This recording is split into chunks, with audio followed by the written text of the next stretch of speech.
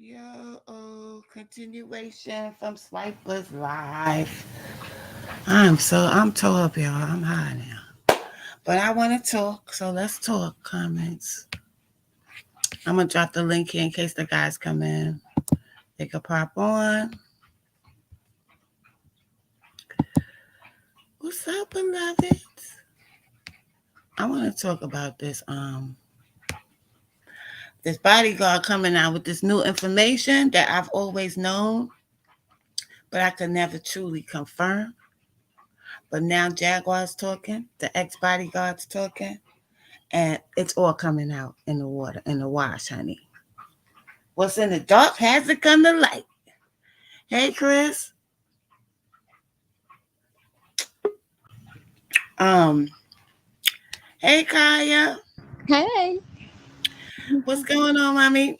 Oh, nothing much. I just wanted to come through here and show you some love. I'm glad you stopped by. Where you at? You working right now?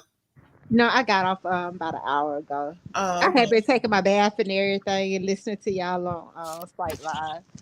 Okay. Thanks to you, you put the icing on the cake for me to go and sign up for these classes to take the cybersecurity. Oh, congratulations. Thank you, honey. So I'll be doing that. It's only a 9-month course, and Really? I think it's worth it. And it's at NYU, Kaya baby. Oh, I'm so proud of you. So it's only 9 months.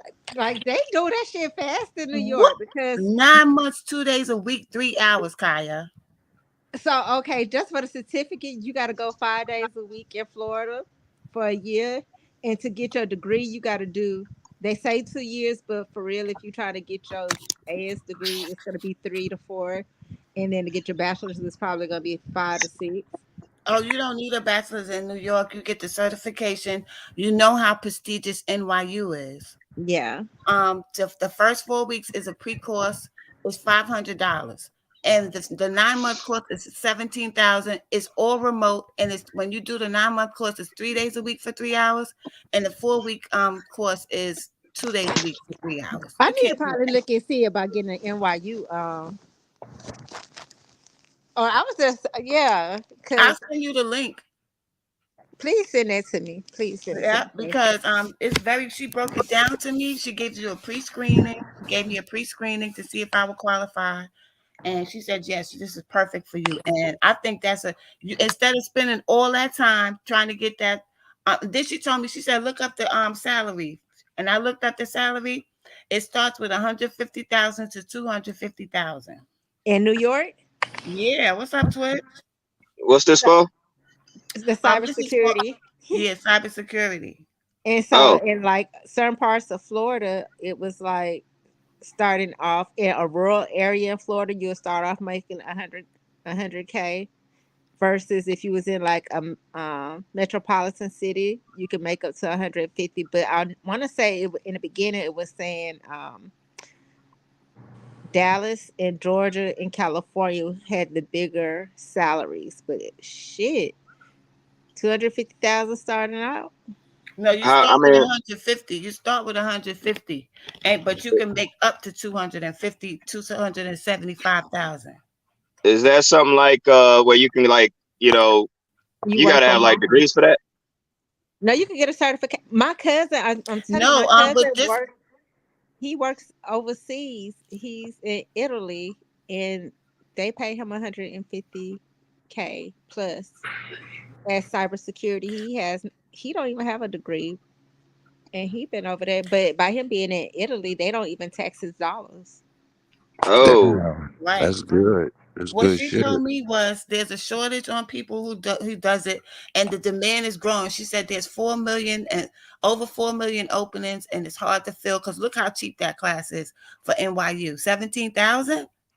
Yeah, because That's nothing. because really America is behind in cybersecurity That's compared what to she said. the rest of the world. Hey, It's mama. easy. It's Mhm. easy for them to hack American cyberware. yeah. I don't think that's by mistake. Um, I was gonna just I ain't even looked into it yet, but the whole deal with this Chinese balloon that was flying over Oklahoma or somewhere. Mhm. Yeah, what was anybody see anything about that? No. Yeah, we heard. No. I mean, I heard about it, but what's in Oklahoma that's valuable to the U.S. They got missile silos there. and what else? Uh, it's an air base, I think. Hmm. It's the reason why they sent it over Oklahoma. What's What's an air? I know they got a silo there, but okay? So what's in? You got to think about it because Oklahoma is a tri-state. You got Oklahoma, Missouri, Kansas. What's in that tri-state area? Leavenworth. Leavenworth is in Kansas. Do they have a? Is that like a backup site for continuity of government? I don't know. I'm trying to do a process of elimination. I don't know. I mean, I'm not sure what else is there because I'm like, you said Kansas, so I'm like But Fort okay, so Leavenworth. you got military. Nah, but if you throw something off, it'll give me something to go back and research. So Leavenworth, you got Leavenworth in Kansas, Fort Knox. Fort Knox. That's where the money at, Okay. right? There That's you where the go. money at. You got an Air Force base with missiles and probably nuclear bomb. Warhead. Yeah, Yeah. that's what I meant by missile silo. Hmm. And so, damn, um, I'm not sure what else is there though. And so, okay, so then right above okay, so it's Texarkana. So you got Texas and Arkansas that'll take you to Kansas. So Texas is like a gateway to enter into the country. It's Uh, border. Arkansas is a trail to get you to where you need to go, and it's country. I remember we was talking about how country it is between Mm-hmm. Texarkana and Arkansas. It's a Yeah. country ass back road, and some areas between those areas, it looks like it's behind times. Like, yeah, I've been through Texarkana before. I went past Wiley College. so you can find a route to get to where you need to go. You got Fort Knox. That's, Mm. These and then you people, got Tennessee on the other side. So what's in Tennessee? they got all kinds of stuff. These people are diabolical. Yeah, Because if you think about it, it's like right up the central part of the United States. You can come through Mexico and go to straight to Texas. Oh, It- that's like a sex trafficking like type of It's thing. it's a drug tunnel. You got to Right. think about it. The Chinese have a lot of opioids that they smuggle into the U.S. I don't think they should be smuggling that shit into the U.S. For real, for real. I think they just let their ass bring that shit over Yeah, here. that's just they route shit. yeah, pretty much. And let me see, what else was it? I remember like for the longest time they were, making that interstate just like a straight just run through the whole, from north to south to the country. I forgot what they called it. But Yeah. Well, these people, that's why they open the borders all the time because when they open the border like that, it's easy to go through these countries and do these nefarious things. That was the reason why when Trump first came in office, the first thing he did was close those damn borders. But think yeah, and about you see how they something came too. at him about that. Right. Remember when they was running for the presidency and they kept trying to bring up Biden's ties to the Chinese government? Mm-hmm. Uh-huh. Mm-hmm. And now look, right, Kaya? Hmm. They even got precincts in Even New York when Biden City. was trying to give the people the crack pipes, Yeah, Mm-hmm. Like girl. he should have been run out of office for that. And then exactly.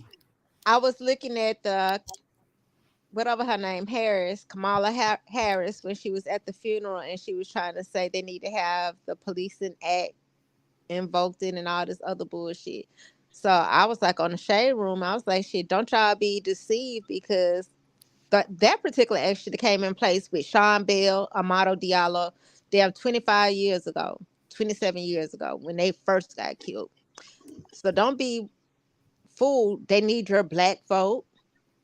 So Yep. they want to act like they're trying to do something for you when just to be a natural human being and for us to Yeah, have the same civil rights and rights as the next person. yeah. See, Now and I you want said to this push. the other day. Sorry, Kyle, but look, I was just telling them the other day. I don't know if it was on Swipe page or Hood page. Look, they'll give us some shit and dress it up all nice, and we think we voting for some good shit for us Hell or whatever. no. But it's some hidden agendas in that shit. Yeah, Yeah, my she Yeah. they, father they're gonna calls say me. that shit. Huh? My father calls me. Oh, you need to vote and this and that. I was like, Dad, leave me alone with this, okay? Because it's the past 50 years we've been voting, and ain't shit changed for us yet. We still begging. So what you want? What is that actually doing for us? Hi, Duck Case. We just kicking it late night. Yeah. Go I ahead, pop your shit though, Kyle, because I don't I believe in know that what you're voting shit talking about. ever since that Florida shit because I hate how they make it seem like people from Florida is slow and dumb. And I was pregnant this particular year. I never forget. I remember getting up in the middle of the night and George Bush Jr. was on Jay Leno and he said my brother promised me Florida. He literally said that on the Jay Leno live. And I'm like, how the fuck is his brother gonna be able to promise him anything? Because I already know us in Florida wasn't really rocking with Bush like that. We didn't like his Uh-huh. fucking brother. And I was at like a bingo hall, and that night Al Gore won Florida. This was like 1, 2 o'clock in the morning. He won Florida. When I got up like 6:30, 7 o'clock the next morning, they said George Bush came back and won. I'm like, nah, last night I literally seen all the counts came in. Al Gore really won Florida. They took 19,000 ballots out of Miami-Dade County, West Palm Beach. Those are highly black populated areas. And they was finding ballots on the side of the road. Uh-huh. They threw the ballots out.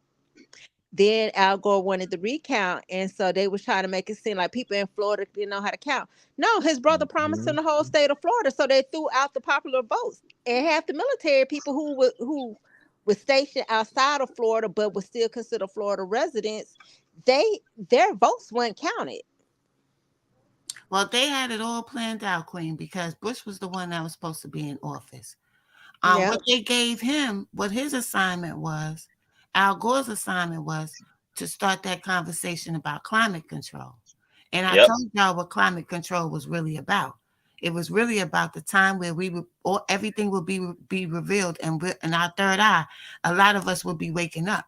So they coded with this climate control thing because they understand that we're connected to the universe. And the more we start to understand things, and the veil is lifted, the planet heats up.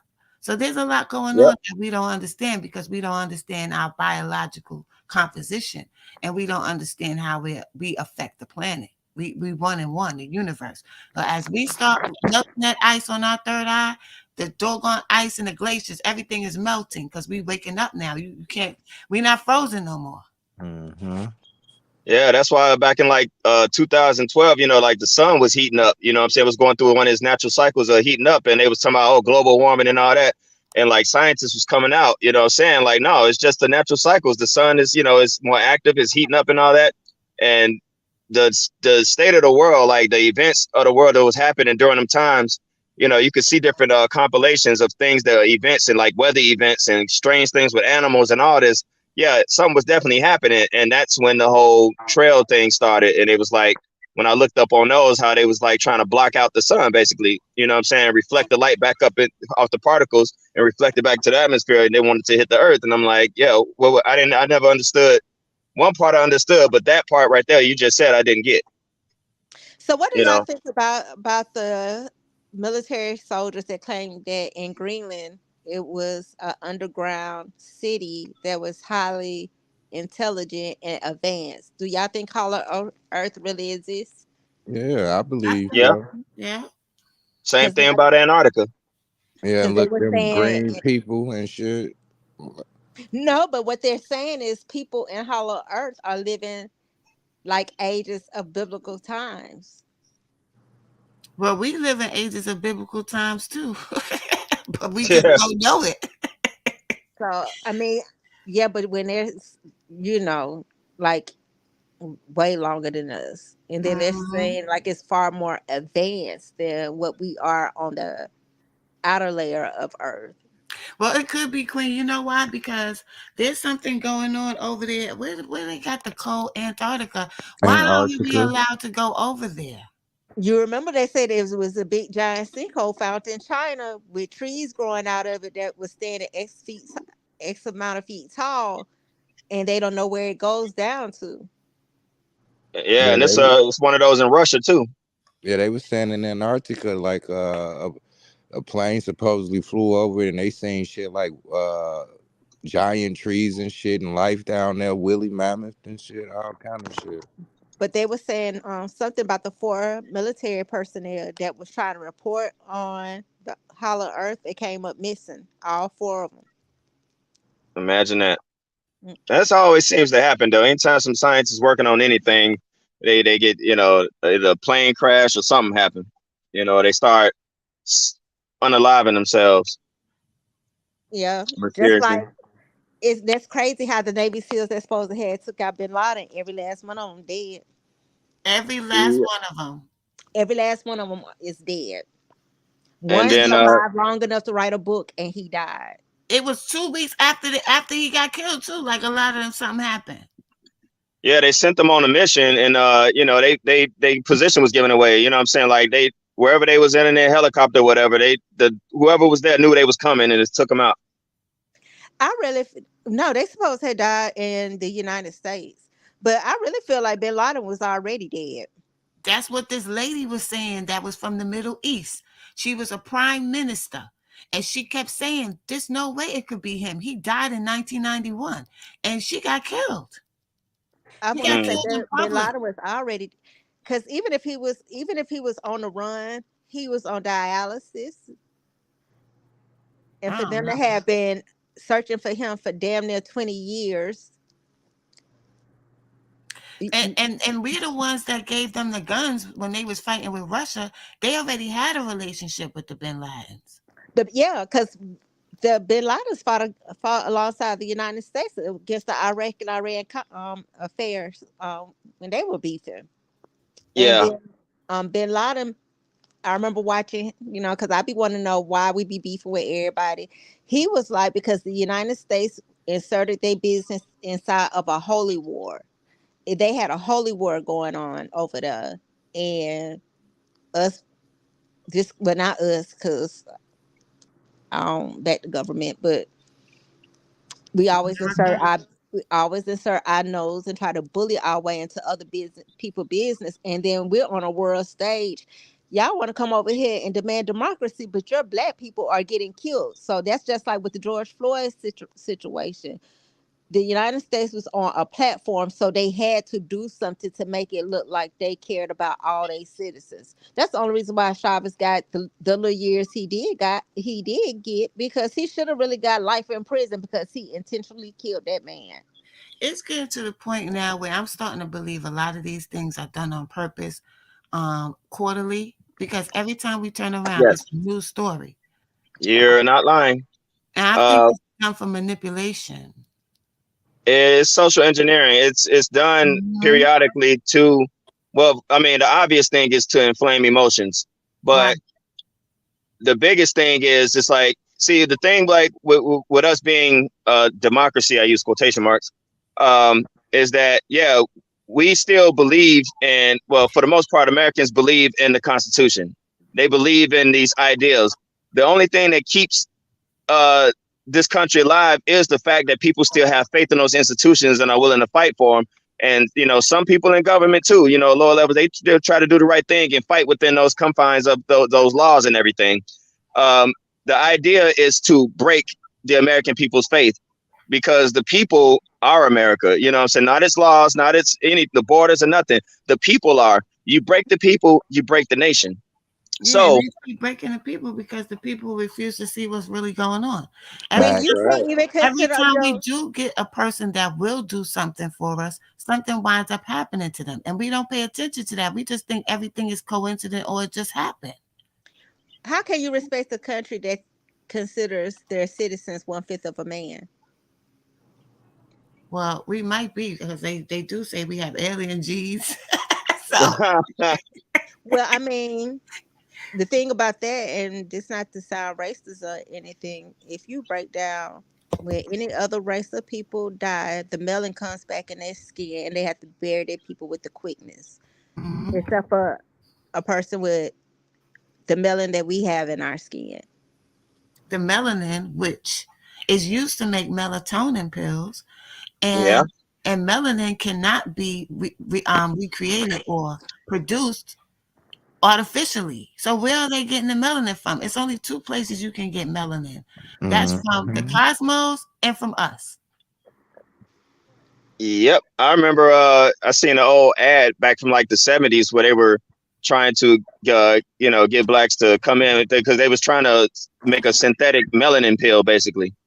And I was wondering like how are they gonna get melanin from people to make these pills, to get They people did it darker. I on guess aborted I don't think it babies. ever took hold, but it was out there. It was an What do you article. think suntan lotion Yeah, has you in it? know they still working off of Henrietta Flax, off of her Right. DNA. Where do you think they get suntan lotion from? They Huh. still using her. They still using her cells to this day, and they won't give her family no money. And they ain't going to because they think that we just here for them to just take everything from us. That goes to show you who we are down here. It's like we're a commodity. Like everything that we were sent here, all our gifts is being used and exploited for them to make money and zap our energy. That's why black people are the most sought after people, like on the black market for organs, because we seem to be the healthier of the race. We the original prototype. That's what it is. I mean, hell, that movie Get Out was saying a whole lot if people paid attention to that.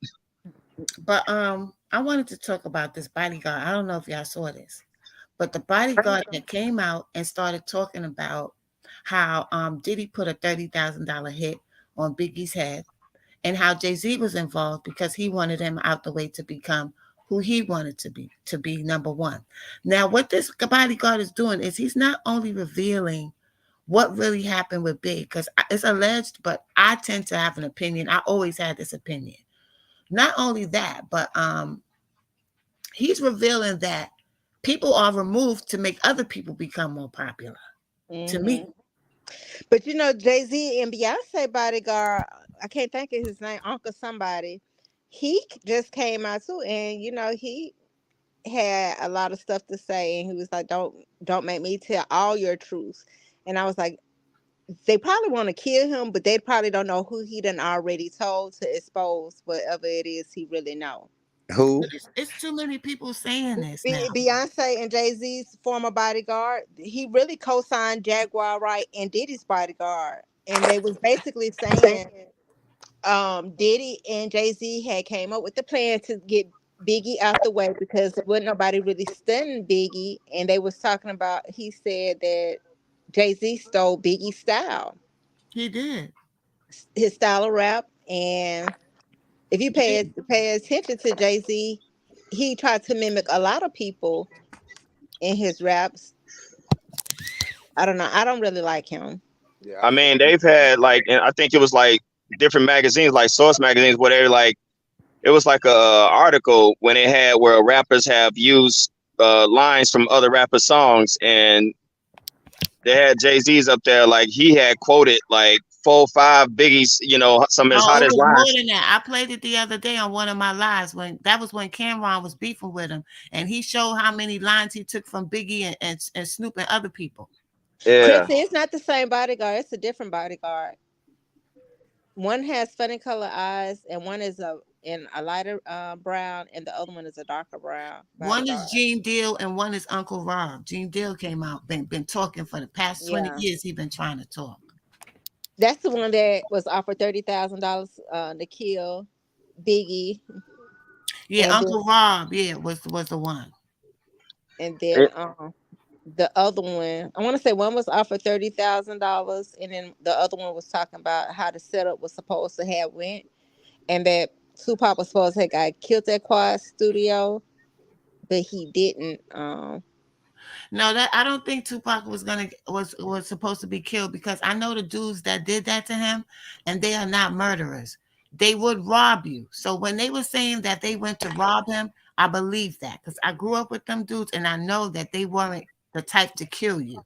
What the public isn't saying is that Tupac was trying to pull his gun from Yeah. his face and he shot himself in his penis, Damn, not Yep. I his heard that too, balls. Queen. I And heard That's what I that. then heard. when Yep. the gun went off, that's when Tut and them started shooting. But I can guarantee y'all, and I'm not just talking because I heard.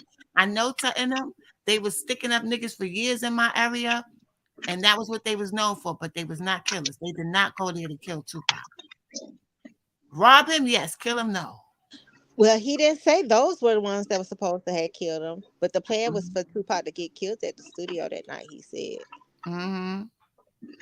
that was the original plan, and maybe that incident with Tupac shooting himself, Mess maybe it it was up. supposed, yeah, because maybe it was supposed to look like a robbery, and the other ones were supposed to come in and kill him afterwards. Mm-hmm. But It could have been Well, that too. that's what he was saying, and then him even saying he said the same thing that you said, Queen, Be- about Puffy had the biggest studio in New York City. He said, "Why did Biggie have to go to L.A. LA. to And plus, record it?" the He same did dudes, say that. the dudes that was trying to rob Pac that night, they was already extorting Puffy. They was already extorting him. Puffy and Suge Knight probably came up with the idea to kill both their biggest artists because both the biggest artists wanted to leave both their record labels.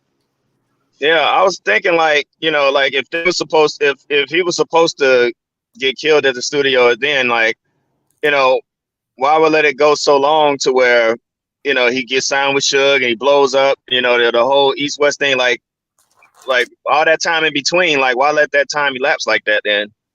Well, You here's got the and think thing. about this too. Everybody that was with Tupac that night that he got killed allegedly, they're dead. All of them. Damn, Yep. Everybody's dead. y'all ain't lying about that neither. All of them. And And you, Gaddafi, when Gaddafi said that he could point out who killed him, Gaddafi got killed 2 months after Tupac. Damn. And uh-uh. what about Mm-mm. this light Two skinned weeks. dude? He said It he did. was 2 weeks after. He got killed that November. Oh, okay. What about this light skinned dude? He done a lot. He did a lot of interviews and whatnot. I think he did security for Pac or something like that. Yeah, kind of He's like good hair. dead. Kind of. He's Frank, dead. Frank Alexander, Yeah, Yeah. he's dead. he's Oh dead. damn. They said he killed himself. Frank Alexander's dead, and the other Michael Moore, he's dead. The police officer that was Russell Poole. investigating Boogie, yep, he's dead. Russell Gaddafi, Poole he's died dead. in the Russell Poole died in the doggone precinct with the police officers having a meeting with them, getting ready to give them the names of what really happened with Biggie and Tupac. Where's the paperwork at? And Whoa. then Look, didn't they say Gaddafi they was had like the feds was watching them when that shit happened type shit? So Yes, how then the that's the fuck are hip they? hop police. Yes. Yeah. and Gaddafi was killed by one of the outlaws' cousin. The one that moved to Israel is one of the Mm-hmm. outlaws. The one called Idi Amin. He's still Mm-hmm. alive, and I can't think of the other one name. But Hassan Fatal, Hassan yeah, Hussein Fatal. He's dead. What's the he's other one? dead. Mm-hmm. The little red one. He was short, the shorter one. He moved to Israel just like Sean, The and Muslim one, right? he turned Muslim. He left the United States. Like him and Sean both left the United States. Yeah. I was like, Damn. you didn't fucked around with the devil when you had to change your religion and move to a whole nother country. Yep. And the other But dude that sang I Need a Girl with him. I forgot his name, the dark skinned one. What was his and name? Loon. Loon too. and Mm-hmm. Long. um the one from the Outlaws, his cousin is the one who killed Gaddafi. Right.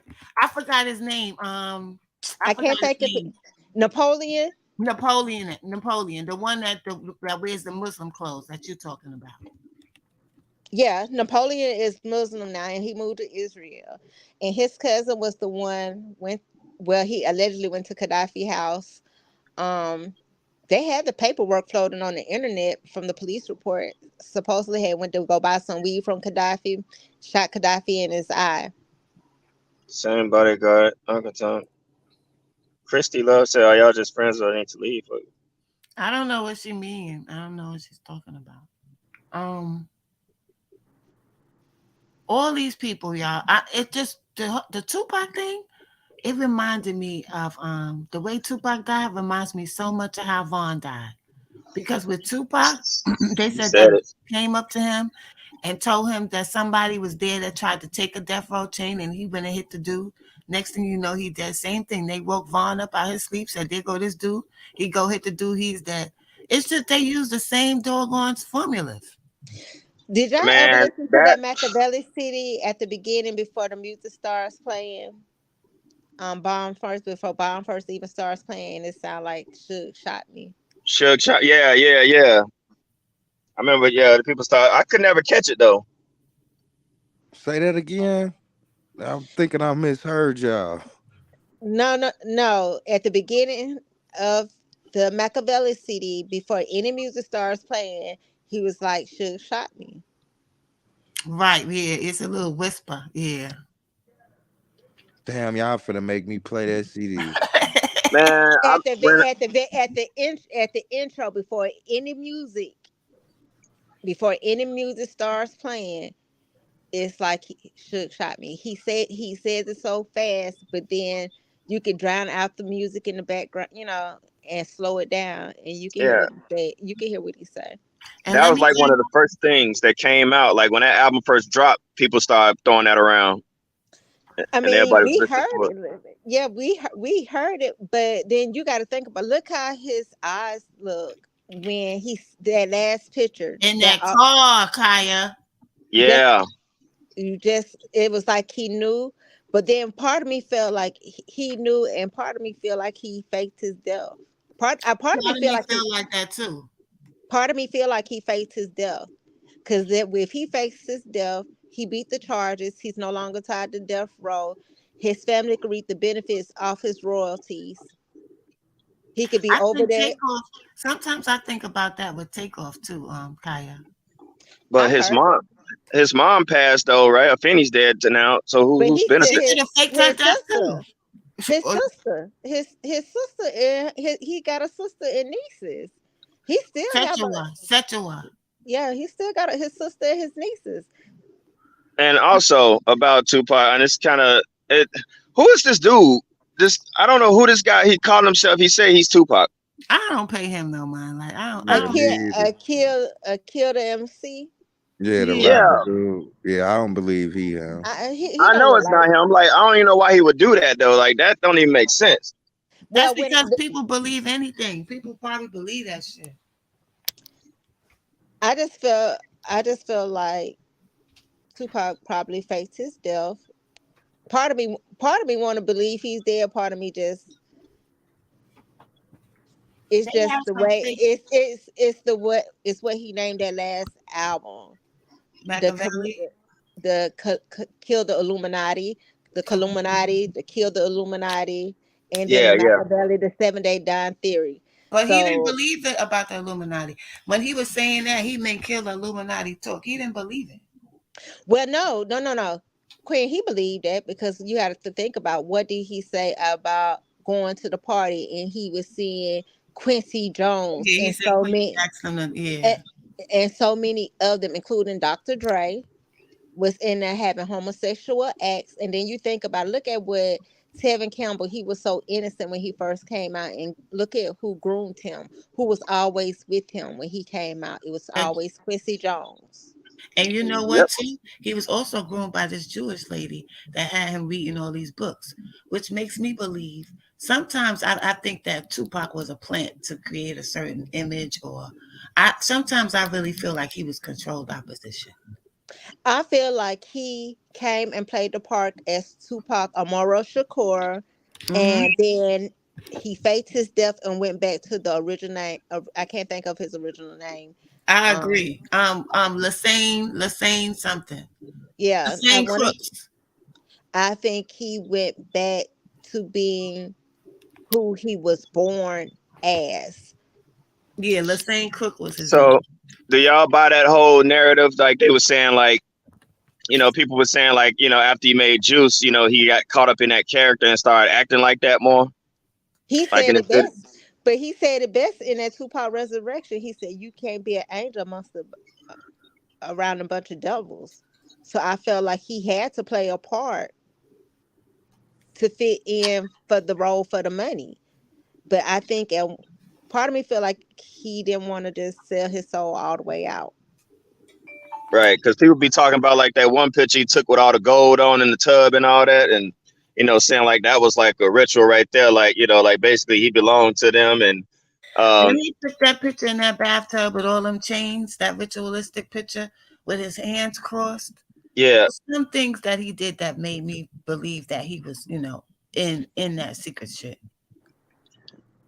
and I mean maybe he was and probably was bucking the system, you know what I'm saying? Because I guess he's always been known as being outspoken, had that revolutionary background or whatever. It was another thing. It was this was like big. This was after the when they were both dead and everything, and this was in one of I think Vibe magazine, and it had excerpts in there. It was quoting Pac. It was when they had ran into each other at an award show or something like that in L.A. They depicted it in the movie too. When he walked up and they met each other. You know what I'm saying? They had the little standoff, and they was saying that Biggie asked him like on the low like what are you doing? And he said, Right. Pac said to him, all I'm trying to do is To make make some some money and sell money. some records. Because Sell they some was records and real make some money. close. They was real close, and people was going to jail telling Tupac in his ear that Biggie set him up. Biggie didn't have nothing to do with that. And to this day, they be lying, talking about Biggie sent people from Brooklyn to go shoot up the Dog Pound and Snoop Dogg's video shoot. And that's not true, because I was listening to the radio that day, and I was mad because Biggie never gave the location. He said, "Oh, them niggas is out here right now." He never said where they was at. But they have this narrative going that Biggie told the exact location on the radio, and there's no clip of that interview. If that was so true, where is the clip of it? I I know think Hot 97 still have it. I think the hit on Tupac was California politics. When you see that interview with Snoop Dogg and Tupac on MTV, it was a look that Snoop had on his Oh, face. I yeah. Hmm. felt like they knew what it was. I know what Uh, that look is. I'm a streamer for that look was like shit. I ain't got no I feel shit. like Tupac knew what was going on, and I feel like that's why he faked his death as an exit plan. Because unlike Biggie, Biggie died. You seen him in a coffin. You seen his funeral. Tupac, they had so many. First, they say they buried. He had a private ceremony. Then they said he had his ashes. Then his mama was supposed to throw his ashes on the side of in Then they off the said the side of a ashes was boat. smoke. Then Hmm. somebody else said they smoked his. Like, so what did y'all do? I had seen a video Did it where Bin Laden they had. style. I seen a video That where one been like, they cannot make me think that was Bin Laden. look, y'all didn't see that video where like it was two different type of BMW cars that they had on the scene. Mm-mm. Yeah, it When was. Frank Alexander did that Tupac, the assassination of Tupac, the conspiracy theory, he said it himself. He said when Tupac got shot, when the car got shot up, it wasn't on the strip. He said Suge Knight, they was on like a side street, and Suge Knight turned around and went, and he jumped the rail or something, and he landed right there so it could be in the spotlight. That was for the world stage. And Hmm. then Mm. even when he was saying like Suge Knight did not get shot that night, that was shards of glass that landed on him. Right. And Suge was trying to tell everybody he got shot in That's the how, head. yeah. Oh. But Mm. I think they got mad at Suge because he was down with trying to get that distribution, all black distribution, with Irv Gotti, Jay Prince, and Dame Dash. I And Uh-huh. think I think Suge Knight was a bully, Oh and yeah, he was. I felt like he was a bully, and without Tupac, Death Row was nothing. I feel like he really, Dr. Dre was gone, so you don't have your producer, and you got your biggest artist gone, and Snoop Dogg was not putting out the music he did when he came out with the Doggy Style CD. I His think shit was weak when he went to Master. His shit was weak at Master P label. Oh yeah, they didn't know how to make the right music for that man to fit his style at No Limit. the only I one I mean, liked was the C Murder song. Cause I but I die can. for my niggas. Fuck the mother niggas, cause I ride for my Oh, see, niggas. That's Murder, Life After Death. That yes, shit, honey. the survival of the fittest. and a pull a kick though. That was like my favorite songs by I him. used to be playing the hell out that song. See, I'm from the South. We used to everybody had some bang in their trunk. We were hitting the block. Yeah, but I believe that Diddy and them had something to do with that because Diddy he's eating very well off of that legacy of Biggs. And last year they did a whole ritual in New York. They never celebrated Biggie like they did last year. They had the Metro cards, the train for transportation on the train. They had these red Metro cards, and then they lit the Empire State Building in red on his birthday, which is my birthday. And I said, this is a whole. I mean, on the day, yeah, on his birthday, he died on my birthday. But I was like, they did a whole ritual. The whole world don't see this. And then I read somewhere that Biggie didn't even own his name anymore. So anything that had Biggie Smalls on it, the Oh, main that's proceeds because go to someone Puffy. had the name before. Someone had that name copyrighted before. That's why he had to change it to the Notorious B.I.G. Oh, I mean, but they were saying he didn't own his name whatsoever. Everything is owned to Puffy. I Probably, believe it. probably, yeah. So That that's why dude, man. Puffy don't have to put out one CD. He'll eat off Notorious B.I. And that's what Jaguar Wright was saying. She said, "You been eating off of Biggie more than Biggie been alive." Facts. Mm, Yeah, mm, that shit, ain't no crazy. surprise. I mean, Biggie died everybody when he who was then did. 25, and he died 30 years ago, almost. I mean, didn't Mace just finally get out his contract with him? I don't think Yeah, Mason's but that. he wasn't as interested in. I mean, Mason was talented, but they wasn't big. You know what I'm saying? If Big would have walked away at that time and started doing his own thing, I think everybody would have cut Puffy off. But like, don't nobody talk about Craig Mack no more. Craig Mack was the headliner before Big. You know what I'm saying? Yeah, he I know was.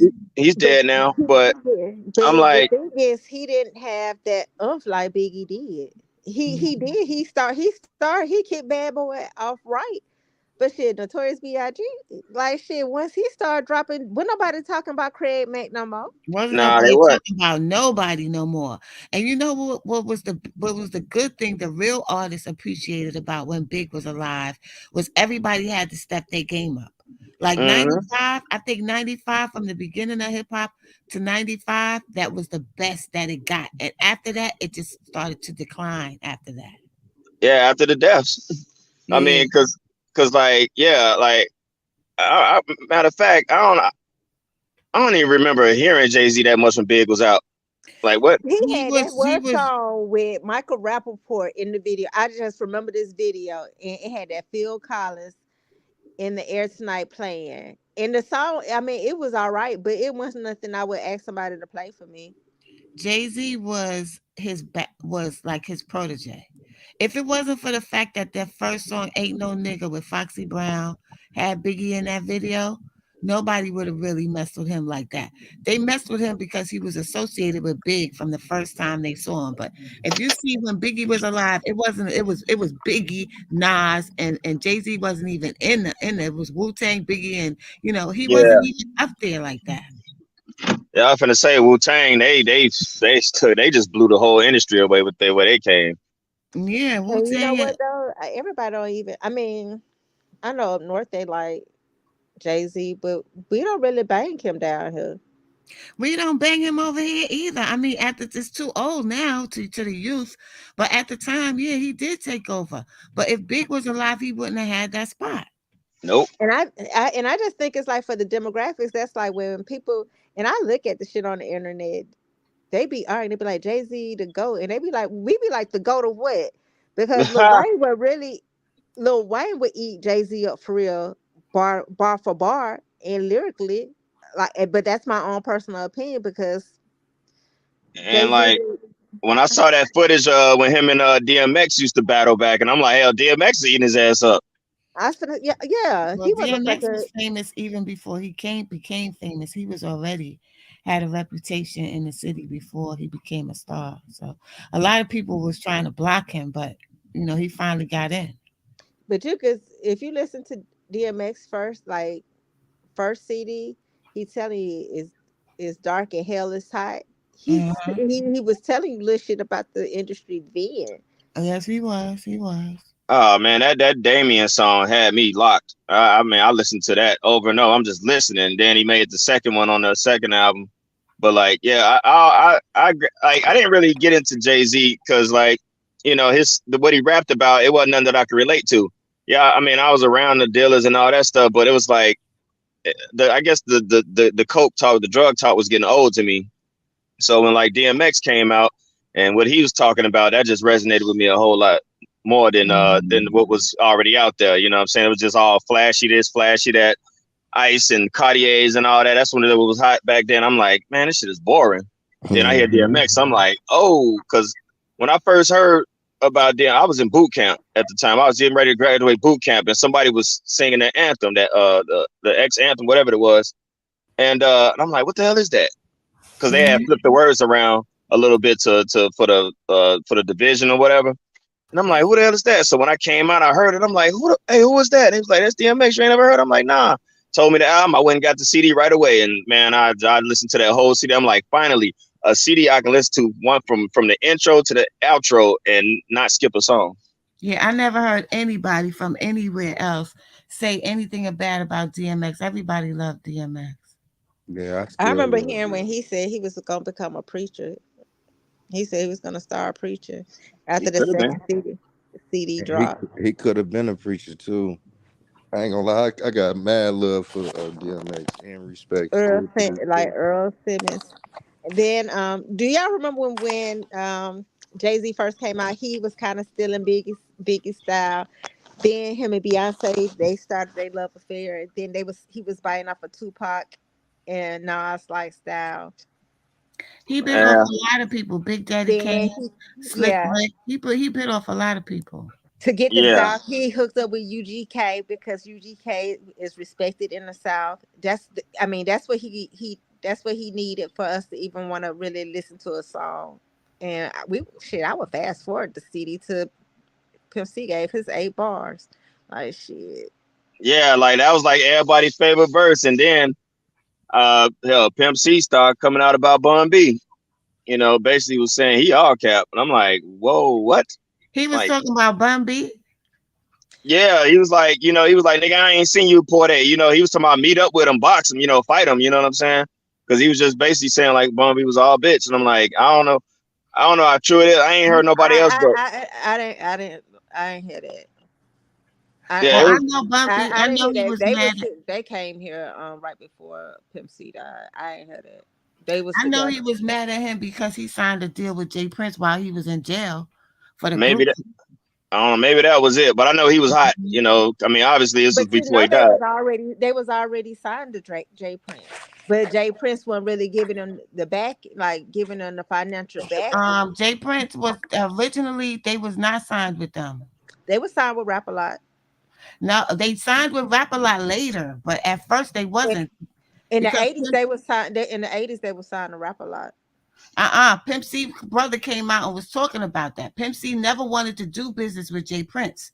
He said he's a cool dude, but I don't want to do no business with him. But When when they he was came in out jail, with Tell when Me Something Good, they was signed to Rap a Lot, and well, then okay, let me say this. Maybe they were signed with them, but he didn't want to renew it again. You feel and me? then But Bun uh, B renewed it. but I know like with Jay Prince wasn't pushing a lot of their shows because they would come here on their own, and it was like they was fronting. It would look like they're fronting their own deals because we've seen certain shit at the shows between Houston rappers and the Florida nightclubs or Florida rappers. They was in bed doing business in other ways You before they watching it? happened. I just say it like that. No, you're not. You just don't want to hear And this. so I think when Pimp C went to jail, Pimp C was supposed to do a CD, and he did not sign to Rap a Lot. I want to say he was signing the Swisher House or something like that, or Suave House, somewhere up in there. Yeah, I think he didn't want to. I know he told Bun B he didn't want to do business with him, and Bun B just went ahead and made some sort of business deal with him that included Pimp C, and Pimp C was pissed off with him about it. Or maybe he renewed the contract while he was in jail Right, that's what I'm because thinking now. but they had always been signed to them. Like Rap a Lot and Suave House used to come to Florida a whole lot. No Limit used to come to Florida a whole lot before they got big Cash Money. My brother them used to serve their ass weed like when they would come here. Like Something, but his friend is talking. It's a good video. I'm gonna and look for it. I'm gonna post it in my community, Kaya. But he was really talking some mess that I didn't never hear before Who that? regarding. I don't remember who the dude was, but he was talking about Bun B and Pimp C and how Bun B shitted on Pimp C before he died. Sometime. Yeah, I know they came to the club. They made 50,000 at the club. Probably like I want to say Pimp C died in like December, so I want to say they probably came to the club probably like that October, hmm maybe Put it that like this. November. Remember that? Remember what Kaya was just talking about when she said Snoop and Tupac was talking, and it looked like Snoop knew something was about to go down. Well, yeah. there's a video clip of Bun B and Pimp C's talking, and Bun B had the same look on his face, like He was Snoop. talking. Okay, so what? Yeah, because Pimp C was starting to expose the other side of the rap industry. Yeah. That's what he was doing, and I think Bun B did not want Pimp C to expose it, and he was like, "Nah, fuck that," because he was going at Tip when Ti was going against Lil Flip or whatever, and he talked his shit about that, and then Bun B just he had this awkward look on his face. He really had an awkward look on He his face. did, and you know who else had a look on their face like that? Who? Method Man when ODB was talking about the industry. Yeah. When he Had bust that out and he same said, "When look. if I die, the government kill me" or something like that. Yeah, One thing you never see is Raekwon the chef. What happened to him? he there, he around. Who, Raekwon? I always Yeah, thought Raekwon he yeah. was around. I always thought he was a sexy little chunky ass nigga. He was cute to me. I liked it. Yeah, I liked him. He Ray could is have got. around. You gotta go on his Instagram. Is it Raekwon the chef on Instagram? I gotta look it up. I'm gonna send it to you. I gotta look it up. I don't know what it is. Hey, Queen, how accurate is that portrayal of Wu Tang Clan in that series they got? It's really close. It's really close to them because Yeah, I what is know them that? dudes. Them dudes out there in Park Hill and Staten Island, they was crazy out there. They was wilding back in the day. What is it called? Wu-Tang Saga? Uh huh. Yeah, Okay. I watched that. I'm waiting on I the new used to bump season. into Dirty all the time, y'all. Everywhere, every club. If I was at the weed spot, Dirty would be right in front of me. They got to the point where we just started saying, "What's up?" What was what I was swear his to God, name? I'm really blessed to have been around all of these people at some point in time because in New York at the time, you could bump into everybody, and I bumped into just about everybody, Biggie included. The only one I didn't get to see was Pop. What's the guy name from Wu Tang? Is it Inspector Deck? Who is no. G. What is his name? Genius Jizza, Jizza. Jizza? Jizzle, Gizzle, Yeah. Jizzle. Yeah. Cause he was like the like you could tell he was like a real leader of the clique. Yeah, he was Method the mind. He was the brains. Method Man looked like he was just like the loose screw wild one. Raekwon, he just looked like Raekwon and Ghostface always looked like they was gangster to me, and Ghostface Killer looked like you might get whatever depending on any He'll given day. shoot you. He would shoot your ass. Um, Yeah. That bitch was like he rich and he going to the stuff. Man, I remember him on MTV. He going to pick up his food stamps with his kids in a limousine. Yeah, that shit was cold as hell, Kyle. it was. Let me tell you, it was busting with Wu Tang. We have Wu Tang, Nas, Prodigy, Biggie, all of these people at the same time in New York. Like the clubs was popping. I'm telling you. I'm just Yeah. glad I was there. I was there. I'm glad I experienced it. And the Lost Boys, Mr. Cheeks. I Yeah. was talking to Mr. Cheeks one time in the tunnel, and he asked me when we finished the conversation. He was like, "What's your name?" And I said, "My name is Renee." He said, "What you say?" Because he couldn't hear. He said, "What's your name again?" I said, "Renee." Don't you know? 3 weeks later, they came out with a song called Renee. Damn. Yeah, Huh. See, that's the thing. Like with New York, man. I mean, I wish Chicago was like that, man. But like, cause New York is big, but it's tight. You know what I mean? And yeah, it's like you can't help but bump. That's so much talent. Like so many rappers come from these projects, so this this borough and all that. No, And we wasn't like that. If you was cool, you was cool. If you start shit, you get dealt with. But we wasn't really on that where you from type shit. We never was like that. right, but I'm saying like the talent, like the rappers and where they come from. It's like you said, you just bump into people. You know what I'm saying? I was noticing that like with I seen an interview with Rosie Perez. She just lived like right there in the neighborhood. Like somebody could just walk by, hey Rosie, you know what I mean? Like that kind of comfortability. When I seen I think it was Yo MTV Cribs or something. It was Redman. This motherfucker just like in a 2-bedroom apartment. He got all the video games I hooked up in the bumped front. into Redman in the middle of the projects, the hood. I bumped into Redman. And I didn't even know who he was, but he was complimenting me on something that I had on, and he complimented me on my hairstyle. And when I turned around, my homegirl said, "You know who that is?" I said, "No." She said, "That's Redman. That's when he was first popping." And he was in the middle of Brooklyn, in the hood. And he's from Jersey. Right, and I'm like, man, I mean, I mean, do they still are they who around like that now? Like, do they still just be out there like that? They be out there. They starting to be out there again. I saw something where what's the little boy, little Uzi Vert jumped out. These girls was making a video of his song, I and saw he that. just jumped out, yeah, and did the video with them. It's been a lot of pop lately. It's been getting back to that. Like you could see people on the streets that's Yeah, I seen Cameron, Jim Jones, all of them like chilling in the hood. I yeah, it's think getting 50 back Cent went like back that. to his hood for a minute. Like Yeah, now they like Jim Jones and Cameron them that they was like on some regular shit out there, like just being out there on the regular. I saw that. I ain't gonna lie, I was looking at that shit. I was like, damn, it'd be dope as hell if motherfuckers in Chicago could be like this. But like in our Man, we hood, used to see Mike Tyson. I could go to the club. Mike Tyson be sitting right there. I mean, the local after hour spot. Huh. I used to run into Mike Tyson at all the clubs. One time he even stood in front of me with his hands folded and like he wouldn't like I had to go around him and shit. Like I'm telling you, I had a Was he ball like with kind of Mike like was Tyson. he seemed like he was like a real mild mannered, like he wasn't like no bully ass dude. No, but he was showing off because he was just coming up in a boxing game and his body was crazy. All I remember is his big ass, thick ass neck. Because that's the height I came to. Like, I just remember just standing there for like 10 seconds, just looking at his neck and shit. And he just had his hands folded, like, look at me. You know what I'm saying? I have some good moments in New York City growing up here, for real. Damn. Yeah, so you couldn't have that in Chicago, motherfuckers. Everybody want to shoot that motherfucker, man. Oh, we was having a ball. But after the drug phase ran out, that's when you couldn't really do things no more. It started changing.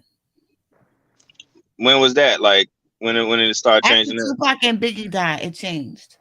Oh, After that shit went down, it changed. I think Chicago really is a gold mine, and the people there just don't really know it. oh, it They don't. is. They don't really know the potential. They don't even know the real history behind Chicago. Everybody left the South. A lot of people was leaving the South to go to Chicago because it was a good place to become wealthy and become upper middle class blacks, if not rich black people. Yeah, and then they pulled the economy away, because what drew people was all the factories and all that. Once that dried up, and like the money's the Irish and everybody started moving out. Yeah, then they concocted the whole projects and all that stuff, and they wanted to corral the poor people and segregate the city and redline it and all that. When that happened, that was a wrap. You know what I'm saying? And the welfare system kick in and everything. And Queen, I think you had just posted some on Instagram. I never seen this movie, but it was James Earl Jones and Diane Carroll, I think. Claudine. Claudine and say, It's okay. called Claudine. Yeah.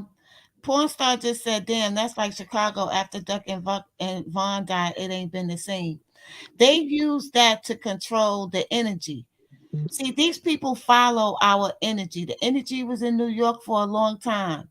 They knocked the buildings down. They shut the energy down here, but they followed the energy. After the energy, they shut down New York City.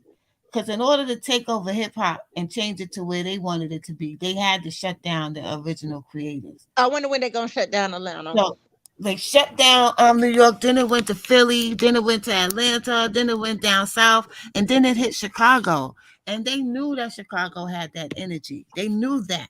Just the same way they took out Biggie and Pac to make Jay number one when Brooklyn, New York had the energy. They did that because Chicago had the energy. They took out the two biggest ones. Am I lying? Man, and let And you me gotta add on think to the that. bigger, but think about this real quick. See, every state that the rappers be coming from, that they be wanting to try to get some type. Well, it'd be more black on black crime. It's always blue states. New York is a blue state. Cali is a blue state. Oh, for sure. Chicago is a blue state. Washington, D.C. is not red or blue because it's the home of the red and blue states. Florida Right. red and Texas is red. They straight buck the system. They refuse to conform to the government laws. Yeah. Because that's And what those see, are the states that have the highest population of young black people. So that's why we always LA, New York, LA, Chicago, we always get focused on. yep. I mean, hell, I mean, Chicago is the scapegoat for any, inner city crime, anything like hell, Chicago may not even have the most murders in that month or something like that, but Chicago is always the scapegoat now. You know what I'm saying? There's Yeah, a they couple of blame. documentaries up. Yeah, they What's up? blame my city because it I look Jackson, think they good. experimented on Chicago. I think they Jacksonville was the murder experiment. capital of the world for several years. Jacksonville, Florida, right? Yes, it is. Yeah, but in St. Louis too. But I think that they did some type of experiment because most of the children that grew up to become gang and gangs and stuff, they had the wire. They was watching the wire. Now, if you look at the wire, they had this. This how people play with energy. They had an original criminal in the wire. His name was Barksdale. I mean, from Baltimore. His name was Barksdale. They named the main character of the gang leader over in the wire Barksdale. So when people in Chicago, well, I'm sure they all knew the name David Barksdale. David Boxdale. That Yeah. creates an attachment somehow in their psyche. So they're watching this. Then you grow up, you got K.I. calling herself Snoop. You know what I'm saying? Listen, this is not a game what these people be doing mentally to these children and programming them. I'm telling you. They Yeah. See, I knew ain't even. they knew that there was a connection to the Barksdale name in Chicago. But no matter what side you on, you're gonna relate to that TV series. And what I do Yeah. notice, like in Florida, they don't report half the murders that be going on in Florida because it's a tourist state. You make your money, they make the money off tourism and prison. Uh, So either you're gonna be a tourist, but you come here with the bullshit, you gonna leave on probation. Yeah, you was telling me that too. For real, like They in but knew it. Florida, I just really wanted to. don't put their politics out there though. I wanted to keep this thought in my head. It's going back to this parallels you the whole Von and Duck and Biggie and Pop. This is Mhm. what struck me: the imagery. Mhm. Biggie, taller, dark skinned, more heavy Right. set. Right. Duck, dark skinned, taller, heavy set. And they both Tupac, mama's boy. They both mama's boys. Biggie and Duck. How big they was. They was mama's boys. Go ahead. yep. All right, you got But Tupac. all four of them was mama boys, for Hell real. yeah, I was just about to say that. All of Yeah. them was mama's boys. Now you got Tupac. He was more handsome. The ladies, swooned over him. He had those little, the muscular body and all that, and the tattoos. Vaughn, handsome, muscular. All the ladies loved him. Had that charisma. Could have been in movies. Could have did anything. Then what really got me? Look at Vaughn's album covers. Same kind of poses, damn near as Tupac when he had his shirt off or something. Like it's all eyes on me. The way he had the chain. The way I think it was another one where he had like his fingers in a pyramid shape or something like that. But all the imagery, everything was, and all the tattoos. I can't forget about the tattoos.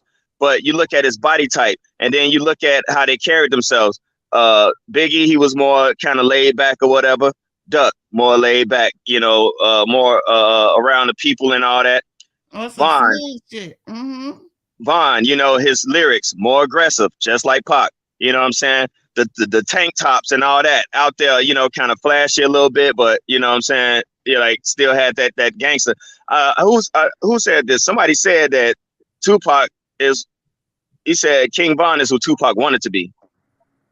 Charleston Well, White. I don't know, but I know that I always compared them, Big and Duck and Vaughn and Pac, because I know Vaughn and Pac died the same way.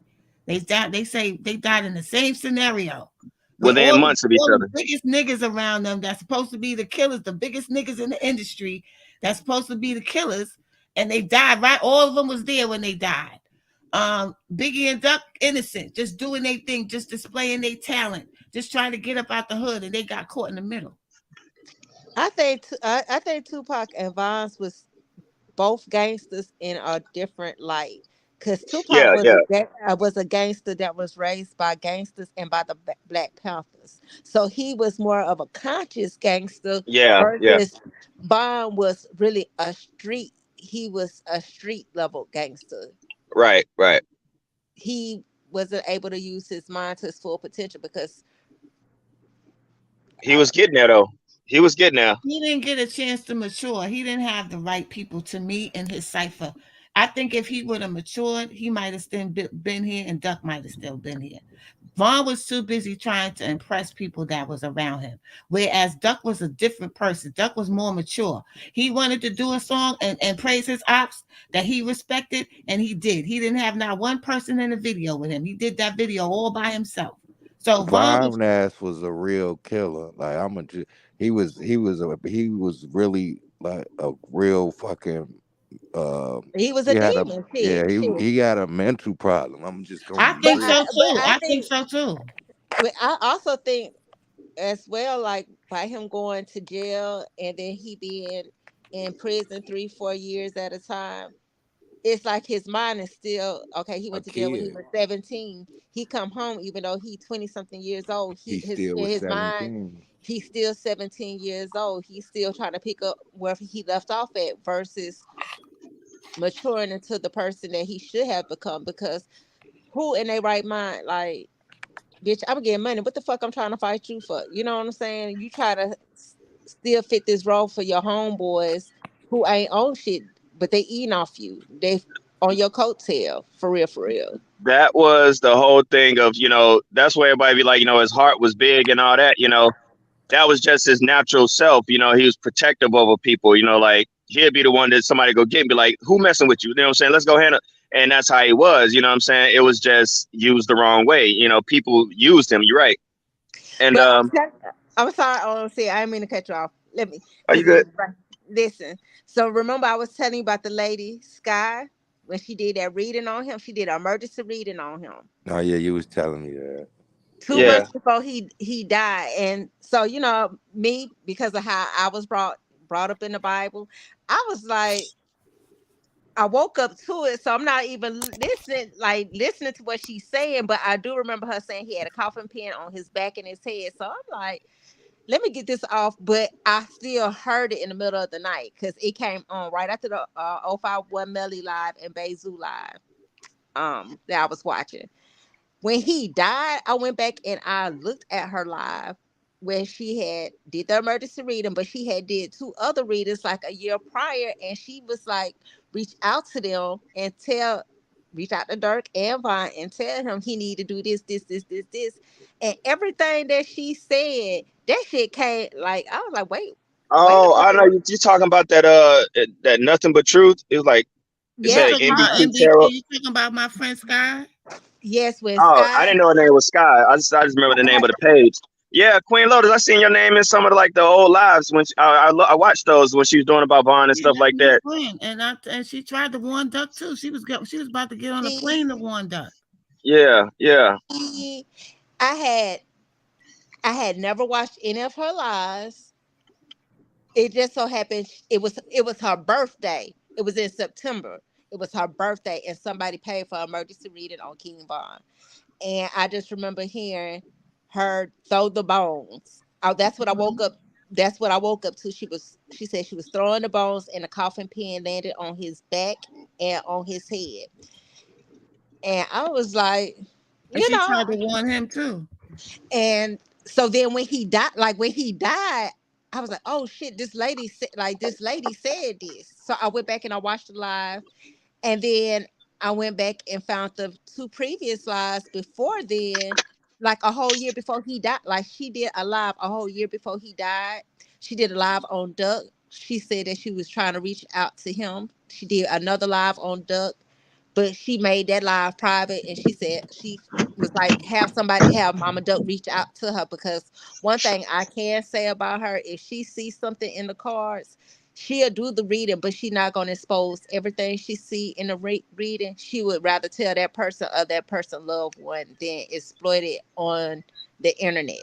That's what I I was like. Right. on the phone. I was on the phone with Sky when I saw the video when Vaughn got stopped in the airport, and I was like, Sky, they getting ready to get Vaughn.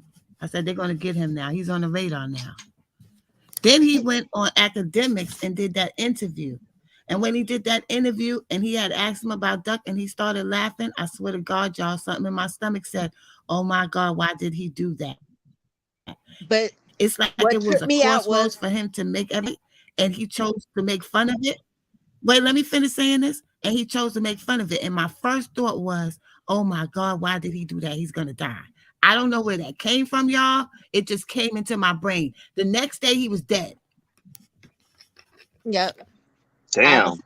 It was just like when I just quit. I had never watched a reading a day in my life until Vaughn died, because it took me back to when she did that.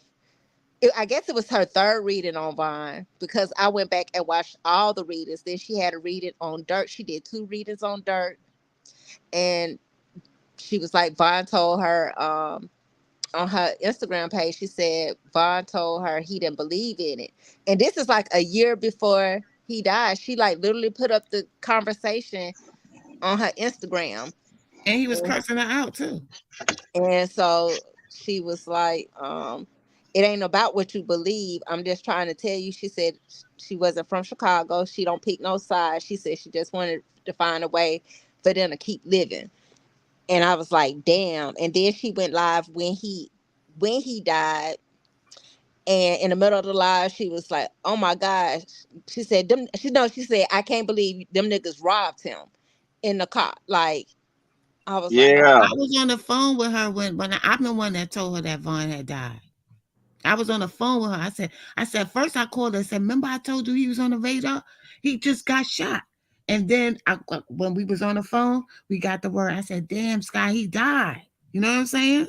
And then she did the a live.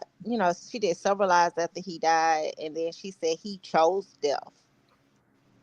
But I know that's where some of the bloggers got it from, where he was paralyzed, but she did say he could have survived, but he chose to die. Let me tell y'all something. What I got from that what happened with them. Because remember, I told That y'all I shit did the crazy. numbers on him, and it was all nines around them, right? Nine is completion. So I was saying to myself, because Vaughn died approximately 90 days after Duck, approximately 90 friggin' days. And I said, you know what? It was Vaughn's choice to make when Duck died to put that shit to bed, because he knew that it was wrong. Remember what he said? He released that tweet and he was saying they made up and they was friends and it wasn't right because too many people died and this and that. You have to think about that to say that. That's not just something trolling. You thought that shit in your mind. Vaughn was sitting on the fence, and I think he picked the spiritually. He picked the wrong crossroad, y'all. Yeah. Well, it was just one of them things of where, like in previous interviews, it's like he always spoke in a way of, hey, this is what I signed up for. That one comment when he's like, it's over when the last man's dead. Well, it And would have been over when his ass became a superstar, and he didn't have to be in the hood no more. right. And That's when then it should have you been do over. remember that live where she said that somebody that was amongst him wanted his spot, Yep. And they was pushing Yeah. it 'cause I pulled cards and myself. Yeah. that's kind of make you wonder why they woke him up. Who was the next person to take his spot after he died? Right. Right. But And if you somebody else was behind it too, because I pulled cards too.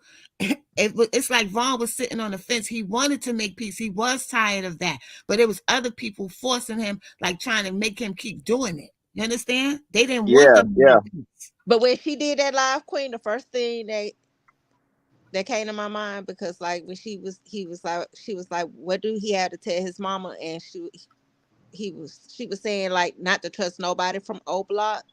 Don't trust nobody but his mama. That's what he had for his brother, and told his mama not to trust nobody but the brother. And then when I was thinking about it, I was like, well, shit, who would want to be in his spot? So then Muwap turn around a few weeks later after Sky did this reading, drops the song. His first song was garbage as fuck. That song was Garbage, trash. it was a hot freaking mess. What The was it? second, Bet. which I don't his remember. very first song his very first video he ever dropped, that shit was a fucking mess. Then the next song that you see him drop, he sounded like Vaughn. And Built then like that. he said, I was like, oh shit, he sound like Vaughn. And then they had the song with him and Vaughn together. And then I thought about it. I said Caleb B had Vaughn's songs and gave it to Dirt. Yep, Dirt gave the songs to Muwap, gave Muwap a couple of songs yep. so he And could that's sound good. And what's his name? Dirt took what he thought would be the hottest songs off of Vaughn computer, and he made it for himself. and it sound like shit. Guess who else did that? Who? Diddy gave Jay-Z some of big shit. Yeah. They repeat the same pattern over and over again. And I feel like Dirt took what he thought would be Vaughn's hottest song, because Dirt always sound like the people that's close to him that died. Because like when Newski first died, he was starting to sound like Newski got the strap. Yep, yep. Whiskey was better than him. Yeah, Newski was Yeah, he way better. was. So look at how quick Newski died. Newski signed his record deal and died like, was it a few days later? Mm-hmm. But I don't like people say that that was, that was on Dirt. But I'm like, I don't think that was because it's like he wanted, he finna make some money with that dude.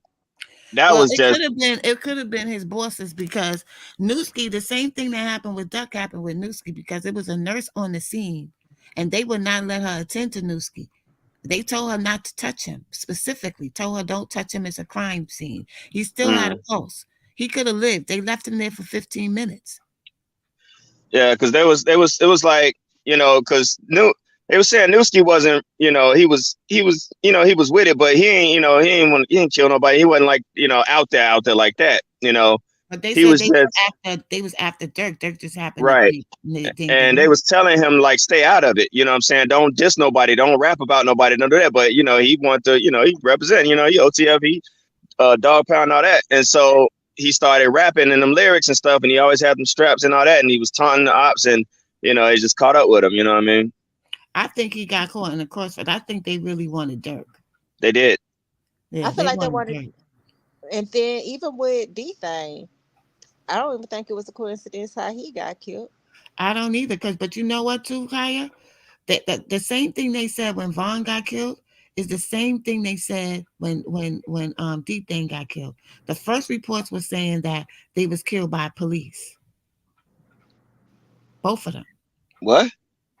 The first reports with Deep Thing, they said he got killed by the police. The first reports with Vaughn, they said he got killed by the police. Oh. Well, I don't know. I mean, we clearly see who's doing the shooting in Vaughn's video. But the police was shooting. Now there was some other videos that was showing some other angles that was like off, that you couldn't see from the one that everybody else saw, with the fight and all that. It was when the other two dudes was getting shot with Slutty and all that, and like one of them was a straight execution.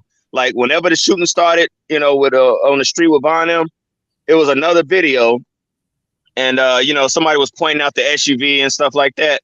But you could clearly see people standing there, and then somebody, as soon as like they all looked in one direction, and somebody just up and I think that was Slater that got shot. I mean, just execution style, like boom, boom, boom, real quick. Yeah. My thing is this: why did 100 track wake Vaughn up, and what did he take back to the car that had Quando Rondo in there? What did he They, throw in the car? What did he throw in the car when he went back to the car after he ran inside the club? they said the keys. That's what they were saying. Some keys. I don't know. Was it Yeah, really? he was handing the keys to somebody that from the same white truck that the Tim jumped from. I mean, somebody was like picking that video apart like crazy. It was just like pointing out all the little stuff. I'm like, damn, man. And I mean, then, was it really keys, or was it some money? Was it some diamonds? What was it? I don't know, but King yeah, says Dirk has no reason to sacrifice his homies. Honey, you got to understand that industry before you say that. Sometimes these kids get in that industry and they get trapped up into living a certain lifestyle because you have to follow the lifestyle the industry follows, Can't kill Abel. Shit. or you won't have a spot that spot that you want. You have to compromise. To me, these young rappers and these young label heads, they're sacrificing souls. That's what they're getting paid to bring souls for them to devour, and that's just the way it is. Even if it's for their free, like yo. for their freedom. Shit. Speaking of which, did y'all see this recent video? It was with that Glorilla, and she was when she was signing with who she signed with Yo Gotti, right? Yeah, she Hmm. sound got it. And she was on a plane and all that.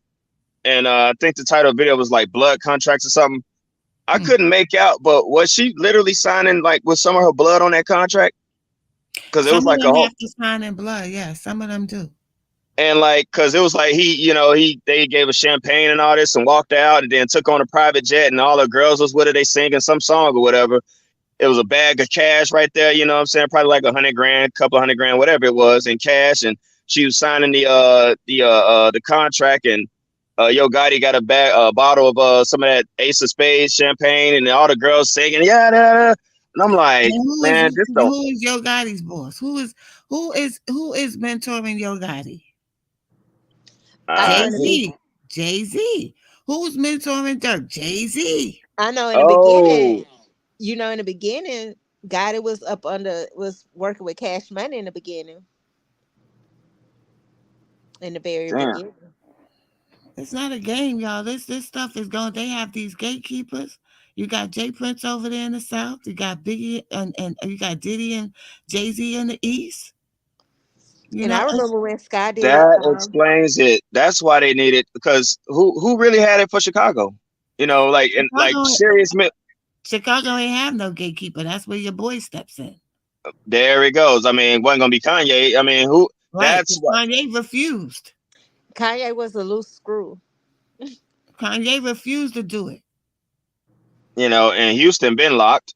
You know what I'm saying? But you got to think Or about Texas. something about with Houston. A lot of their rappers don't make it mainstream, and a lot of people stop signing with Rap a Lot. Yeah, Well, because something was happening to them. when They when I, they became more. They were more in. I don't know. I think they did like maybe one CD, and then they just like fell off the face of this earth. They started doing it more like Lil Flip. Everybody keeps saying Ti won, but Lil Flip still make money. He still man, has that's money, that's yeah. the one thing I learned about Texas when I was living in Texas, man. Cause I went there in '99. I was there when that's when I was stationed down in Corpus Christi and Ingleside and all that. And like Chop and Screw was just hitting because I was wondering, like, I thought somebody's CD was broke or something, man. I'm like, what the fuck is that? And like, oh, that's Chop and Screw. That's all they play down here. And Zero was hot. He was like one of the hottest artists back then too.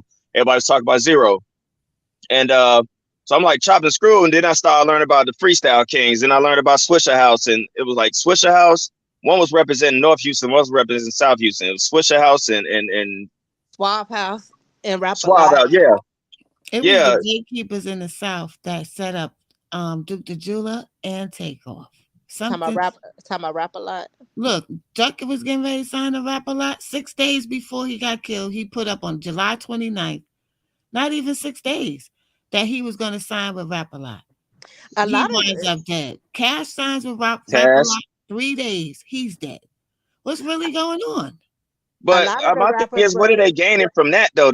What do they? I mean, did they got the rights to all their music now? I Like, just told you that what they get paid for is not music anymore. You see, they sign people and they never make songs. They right, get right, paid right. to just get these guys to sign over their divinity. It's deeper than a record contract, yo. so if you was in Damn. Texas, you would know like the three record labels they was cordial with each other, but the majority of the Texas beef was because they was going to Suave House in Swisher House versus Rap a Lot. And then the ones Yeah. that signed with Rap a Lot, well, UGK didn't get a lot of financial backing. Mm-mm. The Ghetto Boys, they didn't get the right backing behind Rap a Lot, but they made Rap a lot of money as underground artists. Yeah.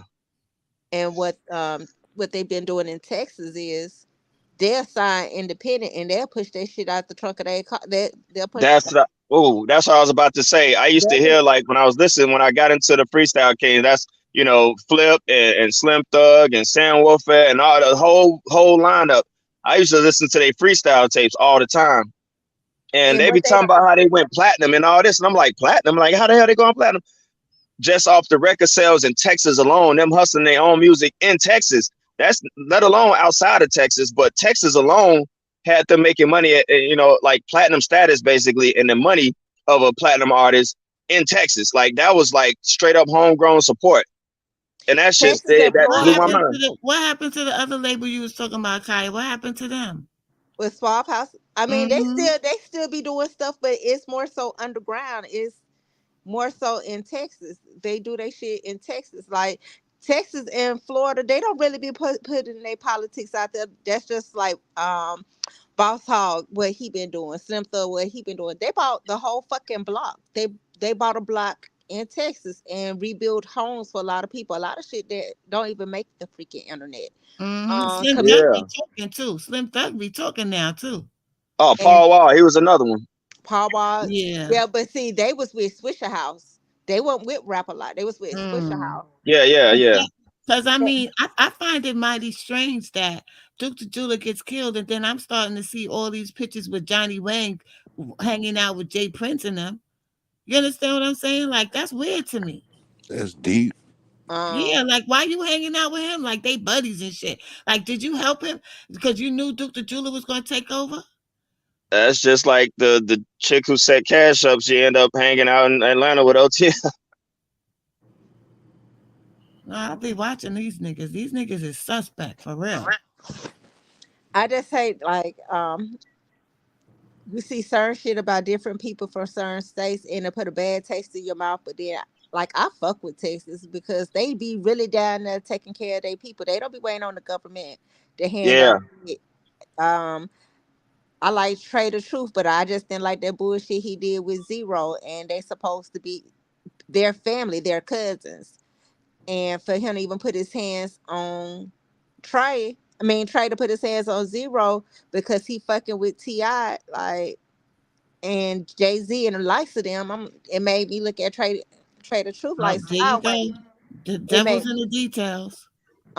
yeah, it made me look at him sideways a little bit because Zero is respected in Florida, Texas, Alabama, Mississippi, and Louisiana. I don't give a damn where he go. He comes to everybody's city, no bodyguards needed. He gets love in the city. Like no bullshit. Even when Now, Mm, Ti went to Texas trying to fuck with Lil Flip, they never put it out there. But Zero beat Ti ass when he came out there. I seen a real strange picture with T.I. I mean, somebody sent me, and it looked like he was getting fucked. It was a real strange picture. Like, it was fucking They strange. swingers, like she ain't no telling what the hell they No, it do. was like he was getting fucked in his ass or something, the way that it looked like. It was weird. Shit. He Allegedly. like Jada and Will. Mm-hmm. uh-huh. Like That shit was really strange, y'all. I deleted that picture. It was so, it just had a strange energy coming from that fucking picture, y'all. Damn. Let me see who else. Oh, that's what I was gonna ask. I mean, like, since we talking about people getting put, like, we everybody's talking about dirt and dirt and dirt. I'm like, where does Chief Keef fall into all this? He Chief got snatched. Keef was victimized because he was 16 years old. He's the one that where they noticed what they could do with drill music. You understand? He's the one that his music hit their radar, what they could do with that drill music, honey. Because all they was doing what they usually do in their own neighborhoods. Chief Right. Keef didn't know this was going to become another genre of hip hop, and they was going to use it to destroy these kids' minds and shit. And did you I would see love that to see an live? interview with him. Somebody asking him questions like that, like, you know, how does he feel about that? You know what I'm saying? I mean, no, he ain't kill these people or nothing, but all the things that came behind the blueprint that they set, because yeah, he was the blueprint. Everybody who could make some music now, it brought out this creativity in these young men now, these young kids, and they, people in they with their computers now, they MacBooks and all that, and they just making beats, and people rapping, and you just discover, like, once again, like you said, this just we just magical like that, you know what I'm saying? They And use them. Do y'all remember? Well, Queen, did you see the live that Sky did when she did that? She did a reading on like the past, the present, and the future of Chicago when she did the reading on David Barksdale. Mm-hmm, mm-hmm. And I didn't then finish that one. well, towards the end of the live, when they ask about who really was the like the head out of everybody from Chicago, Dirk not even the head. I know. Chief Keef is really richer than Lil Durk. I know, but I think that they replacing him with Dirk now. You Yeah, but understand it? They, she was just more so on that live. She was saying like he really is at a boss status, even though he's not in Chicago anymore. uh, It's just because he got the weed dispensary. Dirk signed for 40 million. Ain't no telling what Keith really making in a weed dispensary per capita a year. Not Yeah, along with the spins from his old music, and then he'll drop something here and there, and that shit's spinning too. yeah, So but Dirk is the one that they like to draw in the souls. That's their king right there. He's being groomed by the other gatekeepers to become a gatekeeper. yeah, he's gonna be the gatekeeper, but Mm-hmm. his money not fucking with the other one money. Mm-hmm. nah. Cause Hey, that's I want to ask y'all, do y'all, I'm sure y'all seen a lot of these videos about, when people dye their hair blonde, and like, you think that's kind of what it Yes, is with yes, the, that's a way of letting the rest of the industry know that you're in training. That's all that shit is. uh-huh. And And people so, with like, good when hair. everybody started seeing, like, Vaughn with a couple of blonde dreads, you know what I'm saying? You think he was being Let me tell y'all what I heard happened to Vaughn. Because remember, before Vaughn went to Georgia, he was in New York. He was doing that video with Funkmaster Flex, right? uh He was here, and I heard that he went to a party and somebody propositioned him, and he didn't go for it. Remember, he said he ain't sleep all night. I yeah, think yeah, something. I think he saw something at that party, and he started putting two and two together at that point. Now, you see, they had separated. One of the prerequisites for them when they got released from jail on that Atlanta case was that they couldn't be around each other. I yeah, really believe in my heart that Vaughn started looking at Dirk differently when they was on that case when they was going to court, and look they how he didn't pressed want. him on that video. Yeah, they didn't want Vaughn to approach Dirk in person about what happened in them court cases. Vaughn saw something in Dirk during that case, okay, yeah. and that's why they ordered for them to stay separated. I mean, like, when they was leaving out the courtroom, you see, like, Vaughn got up real fast, kind of walked out, and then he stopped and turned around, like, come on, Dirk, you know what I'm saying? Like, waiting on him. And his lawyers kind of held him back, talking to him and stuff, and then they ushered Vaughn on out. But that told a whole lot when he just had that look like, Man, Dirk shit, when was he turned totally around like, what ignoring the fuck Vaughn. you doing? He was totally ignoring Vaughn. He was talking to the lawyers. He was ignoring Vaughn. Look at that. Look at the video. He looked Yeah. like he said, yo, what the fuck you doing? Like, He Yeah, was I you saying, mean, see how Vaughn was looking at him like, oh shit, this nigga's really flipping on me in here. he said, take it to trial. He was like, I was taking a trial. That's why when he cocked his head and he was like, take it to trial. I was looking at his lips. He was like, we take it to trial. And then like Dirk just kind of like, yeah, yeah, all right. And he started laughing with his lawyers. And then like you seen Vaughn just kind of sucking his teeth like, like, okay, okay. And now And that imagine was if that. Vaughn would have got a chance and what to was so speak to Dirk. crazy was when Imagine if he had got a chance to speak to Dirk outside of the court system, how he felt about how he was acting. Imagine that. but when you think about that 051 Melly Live, and he kind of just broke it down. He was like, shit, that nigga was in a courtroom laughing, swinging his feet. Yeah. And like Belly peeped the scene on Melly that peeped it. bullshit. You know what? I used to like getting on his lives. I did. Shit. He just Melly said was like, something else. yeah. I mean, despite his background and the allegations on his name, he always showed the humorous side to his persona. You Who you talking know, I about? spoke to his Talking about? cousin one Nelly, time. Oh, man. Nelly. Nelly. Yeah. Yeah. His cousin told me that before he died, he was drinking a whole lot. Like he was drinking and popping pills and stuff. He wasn't never even used to drink before. But he said he think that all the stuff he was doing was starting to get to him towards the Yeah, end. When it I see, was. yeah, The Hmm. same thing for KTS Vaughn too. Like at towards the end of their life, they start looking more worn and tired because yeah, you take a life, you taking a part of yourself. You know what I'm saying, and it wears on them. Same thing with Vaughn, with King Vaughn. You know what I'm saying? Like all that time, he was separated and alone in the house, all this shit like that in Atlanta, and yeah. it was like all the stuff. It haunts them, you know what I'm saying? It do come back to haunt them, you know what I'm saying? And the drug use, it was like hardly alive. Where I seen when King Von was sober after a while. You can see him like I licking his think lips a that if lot. Vaughn would have told whoever was pushing him to do that to Duck, I think if he would have made his own decision and said, "Nah, I'm not doing it," he might have still. I think karma would have went another way. When he Possible. did that live and he talked about when T. Roy got killed, how he found out, it Yeah, was. I felt like then he preparing his exit, and Yeah, then but even like with Shooter Shells, like the last video he did the day before he died, his eyes look different. mhm. yeah. And I'm telling you, that's what I mean. I'll be looking at old videos and like looking at people in the background and different stuff like that, man. And I'm like, they regret that once they make them videos. Like once they do them disses or they interview or say something or diss somebody, you could see it like in a you could tell like, damn, I amped myself up for these cameras and I done said some shit. It's like that movie Final Destination when that black shadow just come across real fast before somebody died. It's Yeah, I like that felt it happens with the minute. Vaughn. I felt it with Vaughn. I felt it with Measle. And I had just started really like talking with Measle back and forth. And he just started following me on Instagram like three Yeah. weeks before he died. And I felt it with Measle when he did that song, you know? And then also same thing with when I look at like Ruger's interview when he was talking about when they did that Exposing Me remix with Duck. You know what I'm Mhm. saying? It was that same kind of feel when I look at that video again, either the music video or his interview when he was like he regretted doing that, because everybody they know it's something that tugs at their conscience, at their heart, man. Like damn, Mhm.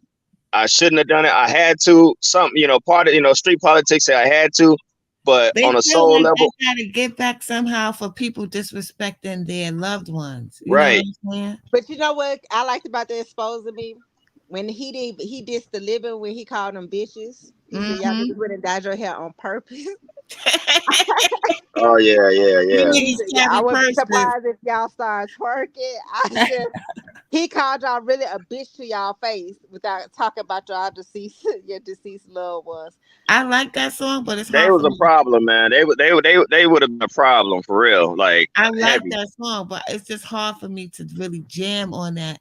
No, on any of those songs, knowing that they talking about real people. Like I just can't jam to Yeah, that shit. I Well, like I looking like at the like they song, but old stuff, man. I could jam on it because I've heard the other side diss their people first or just as hard as I mean, Duck have some good songs, but shit, when he need to be disrespectful, shit, Duck will get real disrespectful. Shit, Mm-hmm.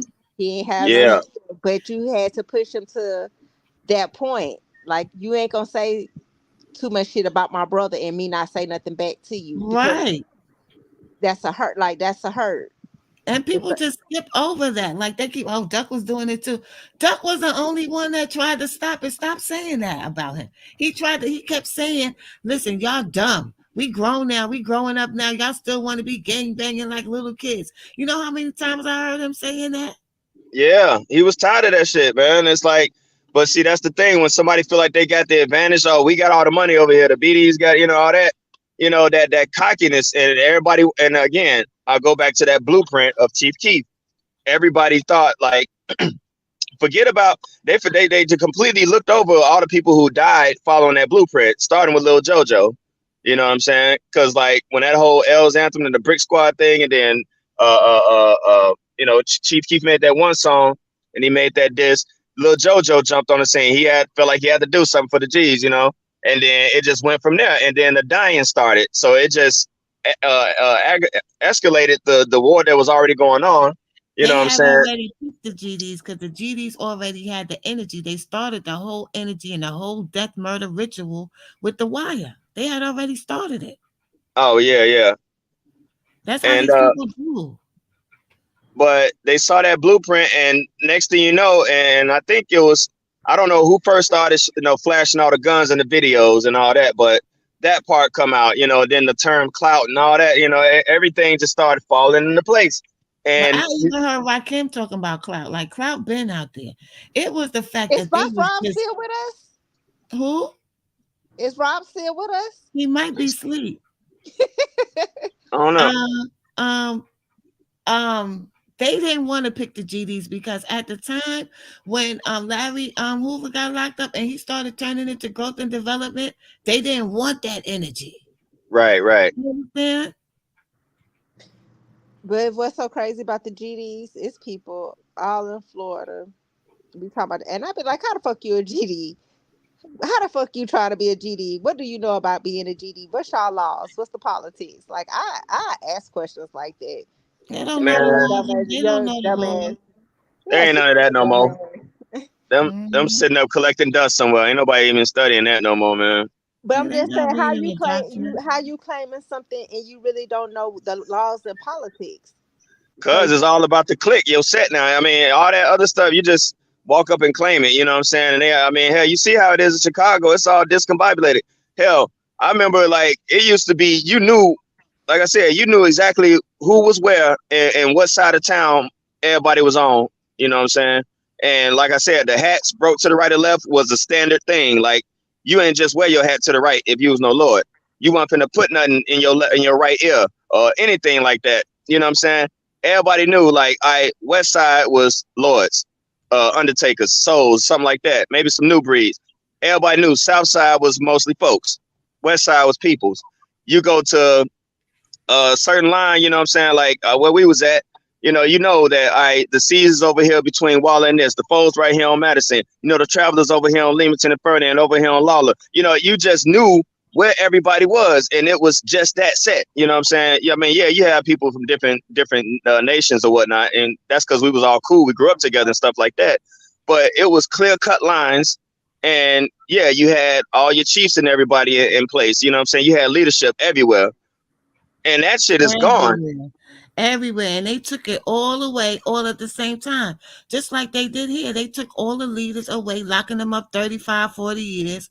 All that they came up with that law to lock them up for a small amount of cocaine. They get football numbers. And they got rid of all the OGs. And that shit was it killed it, man. So it's like I be looking at these videos now. I'm like, damn, they got BDs and four corner hustlers and unknowns and shit all in the same. Like, when that happened? I mean, in a sense, it's all like when we used to be like, man, everybody need to come together, the unity thing. So it's like, all right, well, they're not letting their gang affiliation stop something, but it's going in the wrong direction. It's the wrong kind of unity. You know what I mean? It's like they're still offing each other, and then it leaves more open for more back doors because at any given time, it's like, oh, now we're gonna beef with these people. But damn, y'all were hanging with them a week ago. Now y'all beef with them They be because backdooring for the money too. yeah, and that's just the whole poverty. The drug game drying up. You know what I'm saying? It ain't the same. You can't hustle like that no more. You can't make Right. no money off drugs no more like you That's used to. right. That's right. And So they did that on it's just purpose. stuck. They moved the big money to the industry. That's why everybody clamoring to be a rapper. You understand? And then they start acting like drug dealers and gangsters. Right. And then they get off. You know what I mean? They don't even get a chance to enjoy none of that. Sign a record deal. Hey, finna drop the album. Album drop. Week later, dead. You know what I'm saying? Yep. Or And a lot of these dudes have no street knowledge whatsoever. nah, they just see that money. Like that's why I noticed now because I ain't never used to see somebody. Well, for one, you didn't see no videos. It wasn't on YouTube, nothing like that. But motherfuckers go in, they go to the record label. They got lawyers stuff. They signing contracts, whatever. Now it's like, oh, let's film this. Let's get this bag of money, this bag of cash, which is probably your advance that you about to blow. So yeah, you get some bands. You got a bag now. You got the contract. You got people. Probably if it's a dude, it's probably a couple of females around. He got a bottle of champagne, and they feel like I made it. And it's like, dude, you just got $150,000 in cash. That's gonna be gone. That Part of that pussy was a supposed to go bunch towards of your album, that your pussy a production, bunch of bullshit. Hey, you Ain't know right? what? talking I about thought nothing. Tupac was like this one of the he did one of the smartest move when he signed that 3 record deal with Death Row. He did that double CD and dropped that Machiavelli CD, and he was gonna be up and out of the. And let me tell you, when they took Tupac out, we was in shock. We couldn't believe it because at that time rappers wasn't dying. Like you could beef till it's no Right. tomorrow. Nobody was getting I killed. I still don't believe. Part of me don't believe he did though. He might be, but I don't believe so either. And then the turnaround 6 months later, and then Big was gone. It was never the same after that. It changed Nah, yeah, completely. you're right, and man. It six did and change six the months 6 months to the day. that changed the Yeah. whole. I didn't even really think about that impact like that back then, but yeah, because I was like what 16 when he died. Oh, that did change a lot. Yeah, damn. I mean, Yeah, in back a in the sense, day, yeah, because after a while, like after they died, man, I noticed that rap became real superficial. Like it was over after that. there was no authenticity. There was no different. Like everybody started sounding the same. It was all about and then I'm thinking about it. Yep, Jay-Z, rose to the top and all that. Everything was about Ice. The cars, jury. It was just so watered down. There was Everything no changed. There was no more Well, I versatility. can say that's nah. always been like the Southern style. It was more so like hustling, hoes, dope, cars, money. That's what it was like the down south hustlers, Well, and then yeah, it went. yeah, and like, see that fit. That worked. But I expected more the same kind of versatility like from the early 90s, so they call it a golden era. I expected that, but I say, yeah, around 96, 97, 98, 99, going to 2000, it was all about, you always hear about Jacob the jeweler, and it was all everybody talk about the same kind of watches, the same kind of champagne. What was it, Cristal back then? Don, well, Biggie was writing about Don Perignon and all that, but it was all about Cristal, all about ice, all about iced out chain watches. Every damn song was the same, and then you just had all these like periphery kind of rappers come in. They come in, you hear them, you see them in the Source magazine. They got one album, then they gone. You know what I'm saying? They just And then everybody after out of he there. got killed, or a lot of these underground rappers in New York started getting killed off. It just wasn't on the media. But then all of a sudden, all the underground rappers, like they was trying to kill something. You understand? Okay. And then it started changing and going to different states, and the consciousness was taken out of the hip hop completely. All the conscious rap was gone. All right. Well, what I was gonna say, whatever happened to what's this group? Dead Prez and like Pharaoh They shut Monch them and down. They all got shut down. Daz Effects and who else? There was a couple of like conscious rappers because like Poor I'm righteous thinking um they J. all got Cole, shut he I like J. Cole because J. Cole he'll drop his own CD, no features, and get out the fucking way. You won't see him or hear about him for like 2 or 3 years. He'll drop another CD and he'll get back out the way and put it up somewhere. down. Yeah. And he dropped some shit too. When he drops something, it's a message in it. But the Mhm. rest of these dudes, all they talk about is I killed you yesterday, and now I'm gonna kill your mama and your grandma and your daughter and your cousin, everybody. And Every Kendrick Lamar song. and Kendrick Lamar for the West, he'll drop some shit and then you see him be ducked off and he'll get out the way too. Yeah, but they don't even put him in the public eye like they do everybody else. We just I like him. mean, there's videos out about him. I don't know how true they could be. I mean, like he's one of them people. You know what I'm saying? Like he's in Yeah, that. I think they took him over, but when he was on the streets underground, he was talking some shit, boy. And he Yeah. don't talk like that no more. And it was him, and it was somebody else who was named. Oh, I think Jaguar was just going on. Somebody was. It was Talib Kweli. Yeah, he's a phony. I thought he was like one of the newer, conscious rappers. Then I seen him, I'm like, oh no. And then Most Def, like what's up with him? I don't know. I think they shut most stuff down. Remember, they had him trapped in Africa. They wouldn't let him come back, Yeah. but he finally I came used to back. like to see him on Def Poetry Jam. He's just so sexy to me. But they shut him down. You know who remind me of him? Joey Badass. Oh yeah. Hmm. Hmm.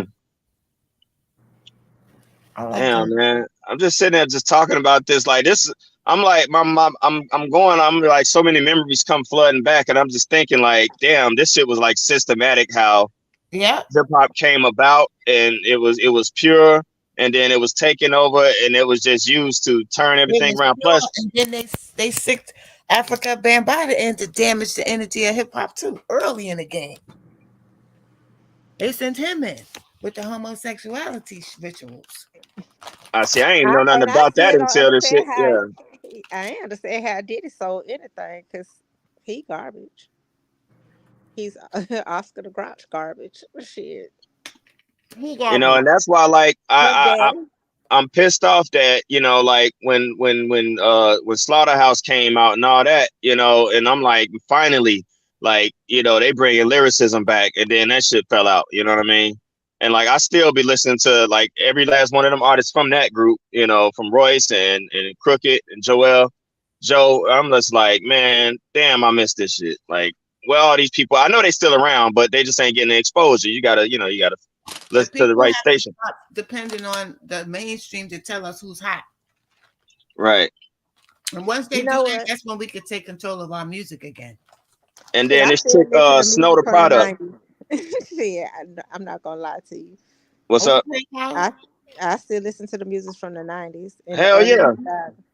And Like I'm like, Cloud. Nas, he still got a crown. You know what I mean? I was happy that he said put Jay-Z on his ass with that little battle they had. Talking about with I that saw Ether. Nas Oh and yeah, Steve.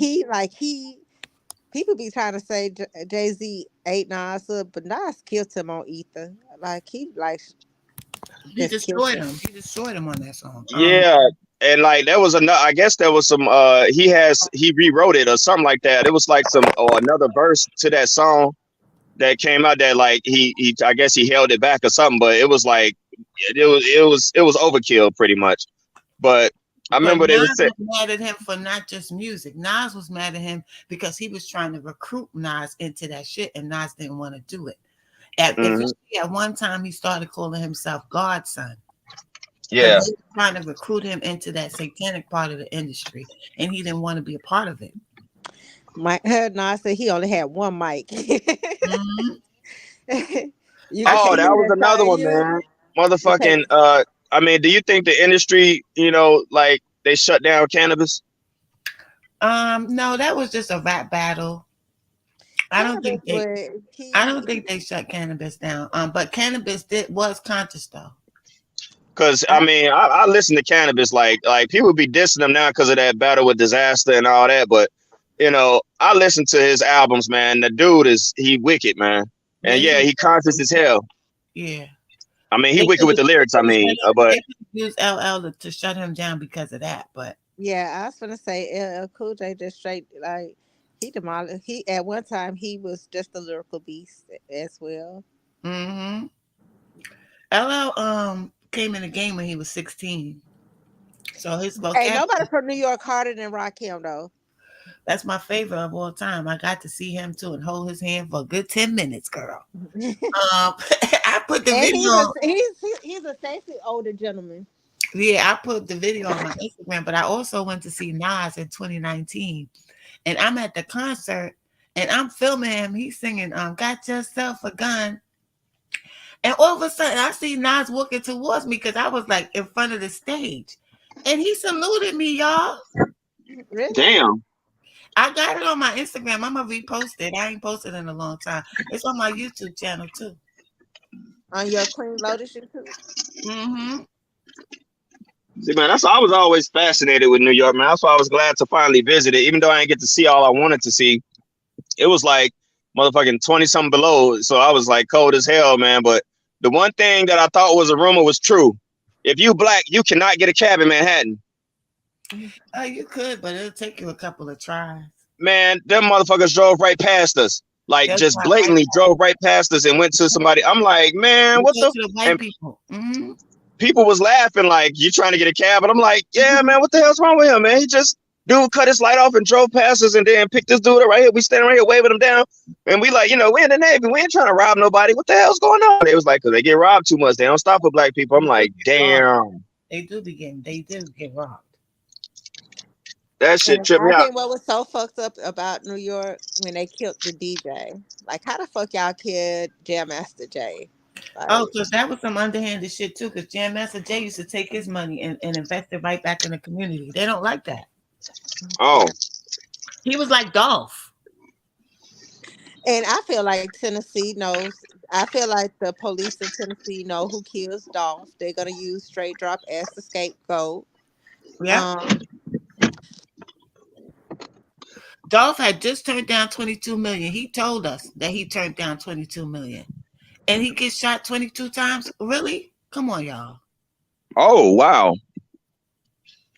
yeah, I just feel like These people play with Dolph was numbers. loved in the city by some and hated by many, and it was somebody who had a little bit more money than Dolph It that was really. big people in the industry that was hating on Dolph because he was showing how to be independent. And he wasn't signing, they couldn't get him to sign none of them contracts. They was pissed, and he made fun of the Illuminati. You see the video where he was putting his eye, he was making fun of them. Mm. And I feel like I don't know if I feel like Gotti had something to do with it, but I do feel like Black Youngster had something to do with it. Gotti knew what was going on too. And no, I'm saying, yeah, I feel like he knew, but I don't think it was his hand in it. Listen, they are getting counsel from a nigga that's grimy and already did shit like that before, and they repeating the same patterns he used. Pay attention, just look at it. It's I right just there in front of everybody's face. from the moment that Dolph got killed, I felt like Black Youngster was more envious of Dolph. And so was Yo Gotti because he wanted him to sign with him, and Yo Gotti was like, "Fuck, I gotta sign with you for? I got my own shit popping. I ain't gotta sign. I have no boss." He kept on And trying to get him to sign with him. I'm like, I mean, that's the thing though. Like, is it a thing like where they constantly trying to sign these people, right? Now, if I was one of these people, I'd be like, all right, well, you don't want to sign, be on your way. They No, making their money. They ain't they the taking no money out of gatekeepers. these people pockets. They are the So, gatekeepers. They want to control the energy and they want to control the content. So they use these dudes out there. They use them. That's why they call them sellouts because they use them to patrol and not let all the real dudes is getting killed. All the real dudes. and I'm like, I mean, yeah, I get, I see what you're saying. It bugs the shit out of me because I'm like, they just don't leave these people alone. Like, yeah, you say Dolph was invested in the community and all this stuff, and I'm like, what's so wrong with that? That he's one artist. You know what I mean? He can make a You lot of can change, have your money as long as you're not sharing it with the black community. You can have it, but you can't share it. and that's just I Look at was all going to these ask you about millionaires that, you Queen. have. Every hood should be renovated. Everybody in the hood should be. That's what the drug dealers used to do, and they had less money. So what you think about all the artists that has been signed to Empire mysteriously dying? It's the whole industry. It's not just Empire. It's just Empire is getting the most souls trapped over there because they offering their own publishing deals. So they're luring them in with that. But they not doing nothing no different than what the other motherfuckers is doing. They all doing the same shit. They all follow the same pattern. Because Dolph had went and met with Empire as a way to publish too. Name one record label where they signed the artist and they start making music and they blew up. Any of these rappers. None of them. None of them. You talking about Empire? None of these record labels that sign rap artists, these rap artists ain't really even making no music no more because all they doing is getting people to sign, and that's what they get paid for, getting people to sign them fucked up contracts. And that's why they handing them big ass bags of cash right up front. That's right. They don't get paid for music no more. When you hear these people with a big hit, when is the last time you hear them with a big hit? What are they really getting paid for? To lure these people into the industry and to poison these people's minds. That's it. That's just like with Cash Money. when we was younger, I used to love Cash Money because they used to be in Florida all the time before they made it big. BG, BG Juby, and Lil Wayne used to come here all the time. Like Lil Wayne was like 12. And then when I seen them blow up, and then I see everybody start leaving because Baby done fucked them out the money, and then Lil Wayne stayed. That shit broke my heart. But then here it is Why you 10, fucking 15. niggas out of money when you started with 30 million and you made at least 100 million? Why you gotta fuck them out of their money? Because that's what they have to do in order to keep their positions. They can't be fair and give people what they're supposed to give them. They got to do the same thing their masses do to them. And what Hmm. was so crazy, Juvenile, like BG had the underground on lock. Like he had the Oh street, yeah. like BG had the streets on, like Soldier on Slim both. had it first. No, with Cash Money, BG had the South on lock. Hmm. Baby Gangsta sitting on 22s. This was in like 94. When UNLV was with Cash Money, and they ended up getting killed. Like they was beefing with Mystical back in the day. So now Um that you see what's going on, do you see the pattern? You see the ones that could really blow up, they wind up getting killed early in the game. and But I see with Cash Money, I watched them fuck them boys out their money. Turk ended up going to jail. Turk was barely even 18 years old. BG ended up going to jail. Juvenile went his separate ways. Then you had Lil Wayne, and I Miss My Dog's probably like my favorite song Lil Wayne ever made. And then here it is 10, 15 years later. I watched them do the same thing that they did to Juvenile. They did it to Lil Wayne, and Lil Wayne made Cash Money buku of money. And they tried to replace him with Young Thug at first. And they paid Young Thug more money than they paid Lil Wayne, which was Hmm. ridiculous. You When know why? I Because Young Thug was willing to go further with the skirts and the dresses and the nails. He was willing to go a little further than Wayne did. and but before it was Young Thug, and no, he didn't pay Young Thug that much money. He gave Young Thug a fucked up contract. It was Rich Homie Quan that got the money. Hmm. Rich Homie Quan got the money, and then it's like Rich Homie Quan just fell off the straight face of the earth. Face of the earth. He left. When he saw what was going on, he left. He didn't want to be bothered. Now you're seeing Rich Homie Quan a little bit more, but he didn't trust Young Thug in them. Now He who's didn't. this dude? Why you say I'm really from the South? Who's the? I mean, I'm from Florida. I'm from Florida, so Florida, Texas, and Louisiana, Mississippi, and Alabama. We frequent those states a lot. Uh-huh. They like our Yeah, first cousins. It's like I spent a lot of time in Louisiana and Florida, and yeah, it's just there, man. Well, I'm a But northern girl. I'm from the it's north. so like for me to leave from Florida to Texas, it'll be like I'm not leaving out my comfort zone because it's like one and the same. What's up, Drew? Yeah, honey. I've been East Coast all my life, and I thought the whole world was like the East Coast until they took the throne. Dro, And anytime they try to bring the throne back to New York, they get killed off. Because you see what happened to Pop Smoke. Pop Smoke had took the drill beat and made a party music off of it. They didn't like that. You're not talking about murder and killing every 5 minutes. You're not gonna be no superstar. and also I want to talk about that. You said something about Empire, and it was something else. This damn this ring, man, that they've been like they've been put That like scarring, that 5-star ring, yeah. I don't know the science behind that. I don't know if it was just for style or I don't know. But But it if you was. look at which way is up, you'll see they kept talking about a ring in that movie. Go watch that movie, OMC. Porn star JB I've seen say it before. I gotta watch it we're again. from Like I said, I got different eyes and Buku. ears now, so Mm-hmm. I gotta rewatch all the old movies now. Cause yeah, I Well, catch a lot of. porn I star, we used to say buku too. We used to say buku also. And we say man, but we used to say buku. I think the Florida word that just let you know that we from Florida is the word jit. We call shorties jits in Mm-hmm. Florida. Jits. Yeah, we call them jits. See, jit is a dance style up here in Michigan. Like over in Detroit, like in Chicago, we got juking, and then over in Detroit, they call it jitting. Yeah, like maybe you say them jits been acting retarded. They say Yeah, I hear. juking in Baltimore. I mean, somewhere else they say juking. Memphis, I think. Yeah, But what got me was that video you posted, Queen, with that chick getting sturdy. It wasn't even called sturdy back then. It was like something from the 70s, some white lady in a pantsuit Yeah, yeah, on the talk yeah. show. I'm Hmm. sitting there like, are you serious? Yeah. They That blew added my damn. they added that to Pop Smoke's dance. Pop Smoke's dance set that off. Oh, okay. Hmm. Well, what You was know that what I've called been. then? I don't know. We wasn't doing that. We wasn't doing that back in the days. That was just a white woman. I think that's an Irish thing or something like that. One of them dances. Oh, You know what all I've right. been wanting to see somebody do? Like I've been wanting somebody to speak on the other parts of Chicago, like the West End, over out west, Mm-hmm.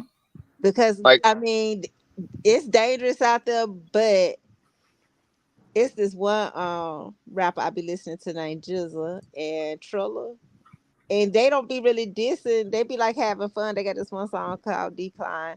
I be listening to that shit. Mm-hmm. well, the West Side is different. Like when the They, uh they when the get Vice money. Lord, what's up? I said They they get get money. money. They get money out west because what's his name? Bankroll Juice. He had that one song called Rich My Rich Friends Indoors. You ever heard that? Nah, nah. But he ended up getting killed like in I want to say 2016, 2017. And then his brother was in with the being team called Shorty Glow. He ended up getting killed like in 2019, I think 2019 or 2020. But shit, all the kids that was in that particular picture I seen, everybody was dead, and when none of the kids at the age of 18, My Mm. that being team. the being team. Yup. Yeah, I watched a little a documentary on them. They was I on ain't yeah, Zach before, right? Zach was interviewing them one time. I believe so. Oh no, it wasn't a Zach. It was some other Somebody channel was that was. interviewing them. Yeah. I think it was I like the Chicago Gang channel or something like that. But how I found out about them was I used to be on the Homicide Watch Chicago page, and sometimes they would have their Facebook link, and then I would go to their page, and then I was like, damn, I was just, you know, Fucked up. researching Chicago, and the boy, his name is Jaquez Mack, and his brother had got killed like a year prior to him getting killed, like on the 4th of July weekend. And he ended up making this post where he was like, I could be dead or I could be in jail, but I'm alive. And 30 minutes later, him and his best friend got killed. Like he Mm-mm-mm. was he was 15, the best friend was 16. Somebody stood over them with a chopper and knocked them down 9 o'clock in the freaking morning. And he damn, and I know they say that the being team was like a bunch of menaces, but the kids were so like they were so freaking cute. Like I Mm-hmm. was just like, dang, they just really have some good looking people in Chicago that they knocking down. They not even letting them grow to become men. Like, They're not even letting them become men and realize how they fucking up. They don't even let them get that old. that's what got me when I first started even learning about drill because I didn't know who Chief Keef. I didn't learn about drill. It was like hell, but 2015, 16, and I listened to L.A. Capone. That was the first drill song rap I heard, and like shortly after that, that's when DJ Academics came about, and then a couple other documentaries, Zach TV and all that, and then I caught on to Pappy and all them, and I'm like, damn, these dudes finna blow up. Like who the fuck? Yeah. And then I look at the documentary. Oh, they got killed. Oh, they got killed this day, and I'm like, damn. And when I hear the names and I hear like the stories and stuff, I'm thinking I'm finna see older people. And then when I see that they was teenagers, and I'm like, man, these is kids, bro. Like these dudes is Mm-hmm. my age when I wasn't even graduating high school yet, and they did all this, and then they died. I'm like, damn, man, like what the fuck is happening? and Because like I Little wasn't kids, keeping up with little that. young kids, super young. what was so crazy though, OMC, I started out researching the out west Chicago before I started researching the low end or out south. Yeah. And then by the time I got over to the STL, EBT, and O Block, I want to say that probably was like in 2015, but I had already been on like the west side of Chicago by, researching that part. And it was just like, even on the Homicide Watch Chicago page, it was like daily, you see 30, 35, 45 shootings. You might see 18 people dead this day, 7 people dead the next day, 25 people dead the day after that. The 4th of July weekend, that shit was fucking crazy. That's Like, what that I shit. used to see on my Facebook news feed. And my first thought when I kept seeing the numbers was that ain't only gang members, it's police sneaking and killing some of these people. That shit was like, it was just sad because then it was like, as soon as I started following some of the pages on Twitter, next thing you know, they're getting retweets. They done died. Like, I probably was like following her like 4 or 5 months. Then her, like, she was gone. I was like, damn. Yeah, see, like that. I mean, the West Side. I know, like I said, like when it was war, it was war. You know what I'm saying? Like it was all out. But again, unless the papers picked it up, you only learned about it by word of mouth, or somebody was in it. And like at the time, the travelers was on the rise. They was the ones getting all the money. It was travelers and conservatives too. They was like the hard. You in the matrix. I was finna say, whenever you be having a deep conversation, Queen, your YouTube start. I know, right? That's why I can't get monetized on none of these damn YouTube channels. Unless you was over there. Well, nobody finna talk about it. You may see a We little didn't mention hear of it nothing in the you paper. just like. We didn't hear nothing you just said. What? You We went. didn't hear nothing you said, OMC. You was in the matrix. Oh, damn. My bad. I was saying, well, where'd y'all We didn't lose me hear at? nothing. We didn't We hear didn't hear nothing. Oh, nothing. damn. All right. Well, I was saying, like, back when I was growing up there, like the West Side, it was like the travelers and conservatives was the two like biggest money. It was all about who was making money. It wasn't about the bodies. It was about who was making the most money. At the time, the travelers had it, and like a lot of people was flipping traveler. And then the Seas was like the oldest nation out of the Vice Lords, and they was always just big. Travelers was into it with unknowns. Folk on the Hustlers was clicked up with travelers, and it was just clear cut. And you had, your Insanes who was always into it with foes. But like when it was war, it was sanctioned, and it stayed within that nation. But like when it was on, it was on. Like like I said, Molotov cocktails finna get thrown. All the guns you can think of at the time was getting used, but you wasn't finna hear about it unless you was in it or you knew somebody who was in it. Maybe the papers will pick up something, but all you see in the papers is, such as, some person was shot and killed over here, and that's all you would hear about. It wasn't all that, unless you knew somebody. That's how it stayed quiet. So it never spilled over. That's why I say, like, yeah, social media and stuff like that really escalated a lot of things, because you'll have a war and then it be dead, and like you knew where you stood. It's like, hey, we're at war with such and such. We're at war with the foes, or we're at war with the seas. Don't go over here on this block. So we stayed from them blocks. And they don't And want to then look bad. You know what I'm saying? right, and we ain't mess with the South Side because we knew like South Side's folks. You know what I'm saying? Like ain't no, and we ain't going to projects. We ain't no reason to go up in the projects for what? You know what I'm saying? So all I knew was West Side. Only time I later on moved on the South Side, but I wasn't in the in that stuff then. But yeah, that's all it was. It was all about hustling. And that goes back to, just the whole term vice lord. You know what I'm saying? They wanted to be the lords of vice. That's why the symbols was like the Playboy bunny and the hat and the cane and all those different things. You probably know that already. But yeah, it was about, being vice lords of vice. You know what I'm saying? Not about being, vice, like a vice president to the lord or something like that. It was all about, the street game and guns and all that. What's up? The West Side. When I hear people talk about the West Side, it reminds me of Harlem, because that's how Harlem was. Like Harlem was the money getting place, set all the trends and everything. Hell yeah. And it was like, it was, you wanted, what I'm saying? When you represented something, it wasn't like a death sentence, you know what I mean? it was like, all right, what up, Lord? Hey, what up, folks? What up, there? You know what I'm saying? It was love, it was respect, unless it was some beef. You know what I'm saying? And if it was beef, and you happen to be like you went to school with cats, we in the different gangs, and we found out we're at war. It wasn't like no, hey, all right, now we was just cool the other day. I'm finna hate you and you my op and all that. Nah, it would be like, it wasn't even a conversation of, hey man, just stay out the way and all that shit. Nah, it was, hey, what's up, man? Yeah, this shit crazy, ain't it? Yeah, man. I ain't got nothing to do with that. That's such that. We cool though, and that's how it was. You know. But if it was like, hey, if it come down to throwing blows, we got to rep. Hey, we just ain't gonna fight each other if we see each other type deal. We'll fight somebody else. You know what I'm saying? Something like that. It wasn't. It wasn't. I'm finna kill my cousin and all that. That wasn't even thought of. You know what I'm saying? You think about killing your cousin, your ass getting violated. Like, nigga, you don't kill family. What the fuck wrong with you? Yeah.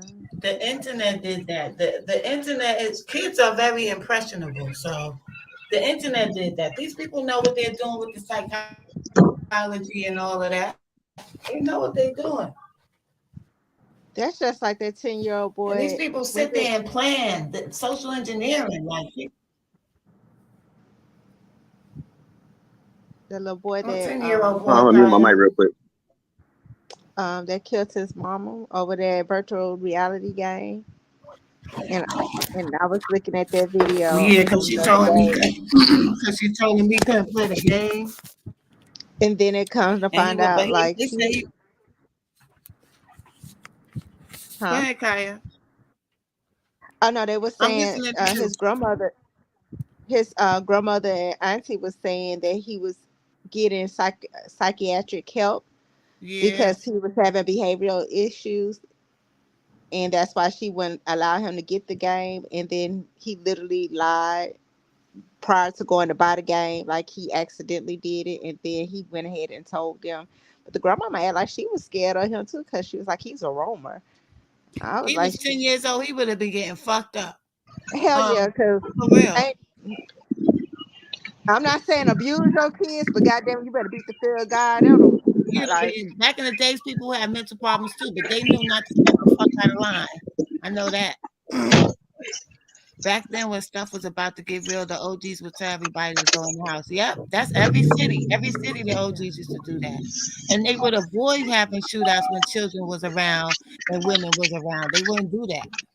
I know during the crack era, like we would be at the park in the projects, and I'll never forget this. One day, we was at the park playing on the merry-go-round, and my mama was standing at the top of the stairs, and she was telling us to run. And we just took off running to my auntie house because she stayed on the other side of the projects. And she said she was watching as the bullets was hitting the ground as we was running through the playground. Damn. And like, but we're kids. We're not paying no attention to what's going on, but we are in the playground. And yeah, but we ended up moving. Like it was some shit happened with some boys from Miami. And shit, them boys came down here. They wanted their dope and their money, and they shot up this one apartment. Made this girl and her boyfriend and her sister walk out the house butt ass naked down the stairs. They took her to another project across the town. Killed them execution style. It was 5 people died in total. That's Mm. why shit. You don't fuck with the Damn.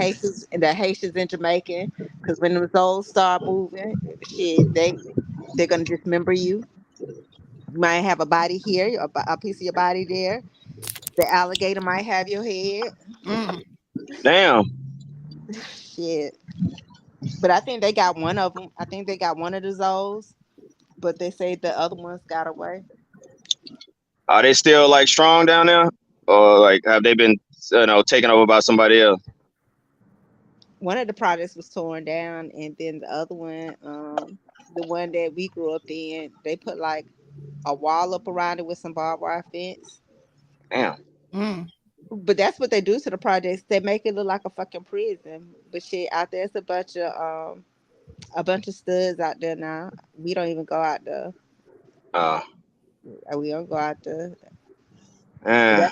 That's all it took. Like once it started getting that bad, and they was talking about blowing up.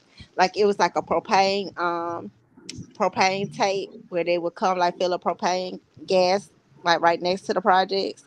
Yeah. And the dreads, we called Jamaicans dreads. So the dreads had came and they was out there and they was talking about blowing the blowing the propane tank up. And my mama went and knocked on the door and she was banging on the door. She said, "Everybody out here don't smoke motherfucking crack." And she said, "I don't smoke no goddamn dope." I can say my mama ain't scared of nothing. The dreads, we call them dreads too over here. We used to call them that when they Yeah. used to.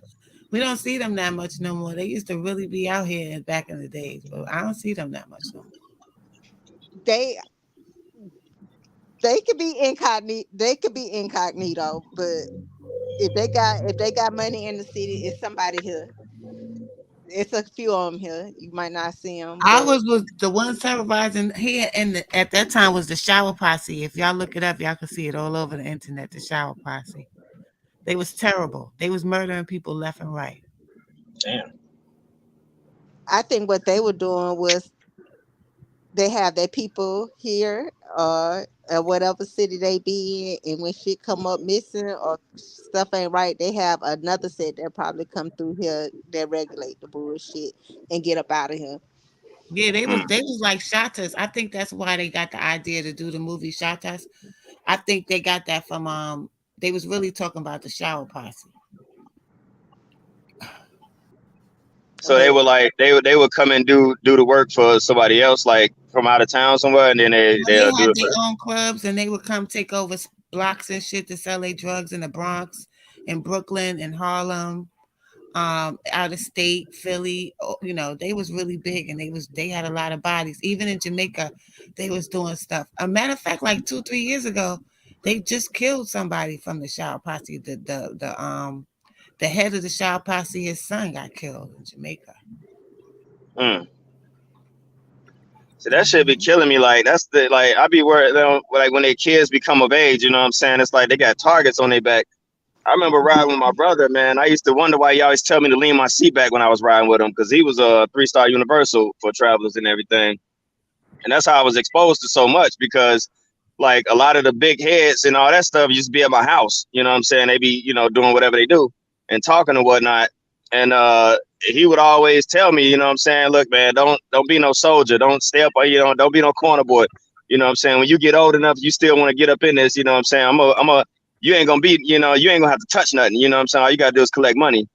But I ain't choose to do that. But he was the one that was telling me about, how all the gang leaders be, kicking it, eating steak and lobster and all that, while the dudes warring in the streets, you know what I'm saying, on different sides, and they all chilling, you know what I'm saying, buying strippers and all that. And I'm just like, damn, for real? Like, I don't want to deal with that shit then. Like y'all putting y'all, got these dudes going to war for y'all and y'all kicking it. And These then that's dudes, what I was thinking about the world leaders, you know what I'm saying? The world leaders, all of them. exactly, on a bigger scale. They just mimicking their bosses. That's where they learned it from. Grand Rising, Big Dale. That's where they learned it from, these bigger bosses, and they passed it down. And they got us with this Dale. territorial shit. Like, I'm from here, you from there. We not from none of here. Okay, we don't own none of these blocks, nothing. Nothing. I think And it's just that was I my think eye it be opener, man. arrogant. They just That's what convinced me that I ain't want no parts of it once I found that out. You know, I mean, he broke a lot of stuff down to me as I got older and stuff. I used to ask him like direct questions, like, what I'm saying, wrong people ever get hit, anything. What I'm saying, he'll tell me, and like it was like a lot of stuff there. They didn't enjoy this stuff. You know what I'm saying? It's like it was strictly a business. You know what I'm saying? Like if they can accomplish something without spilling blood, that's what they did. You know what I'm That's saying? why Most I of be the time, telling people to go watch Godfather Harlem, because you see what how up, they Dale? have structure and they have rules and shit. Kaya, you were saying something just now? um I was listening to y'all. I forgot what I was gonna say. Mhm. I'm on my way home now.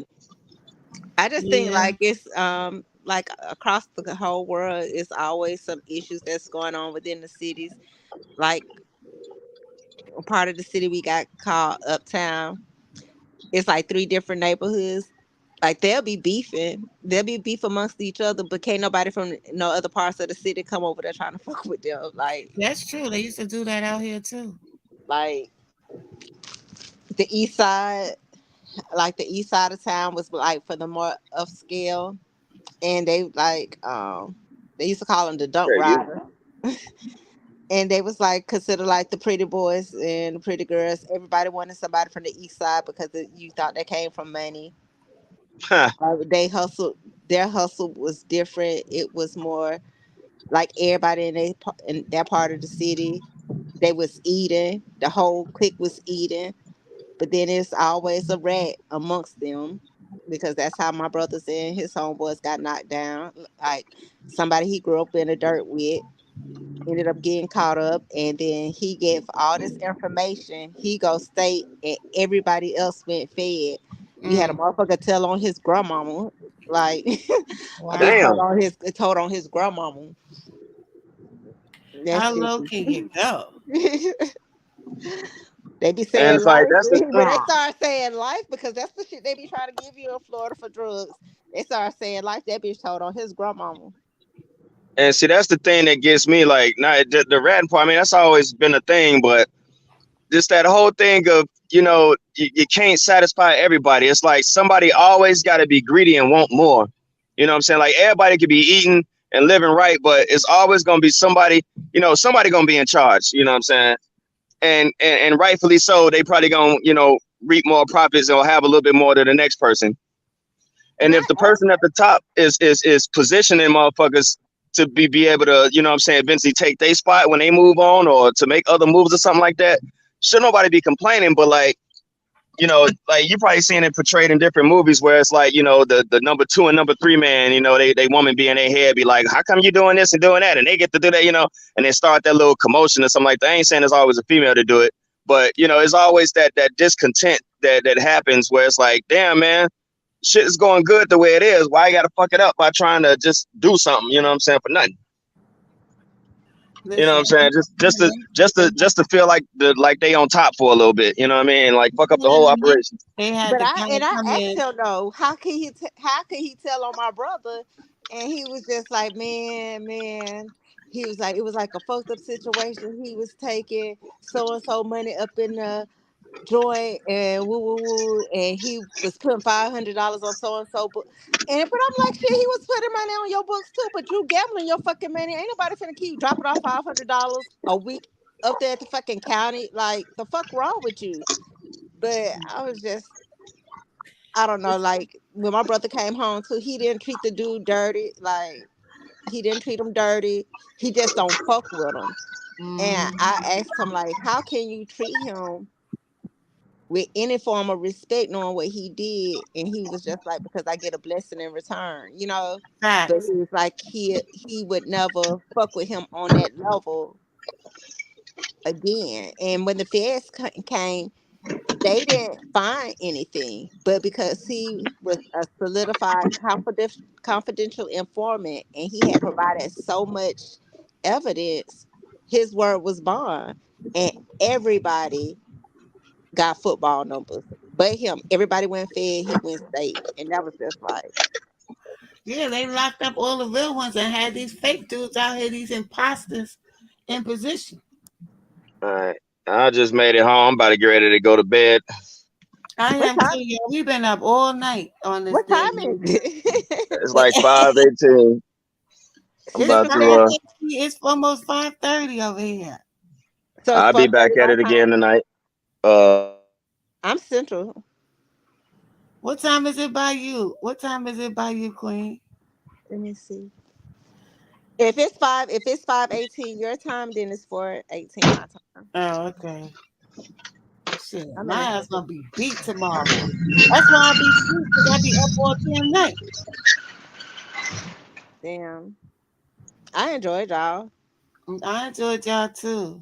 Yeah, it's been I fun. would have been over there where Jaguar be at. Kaya, you gotta cover there one day.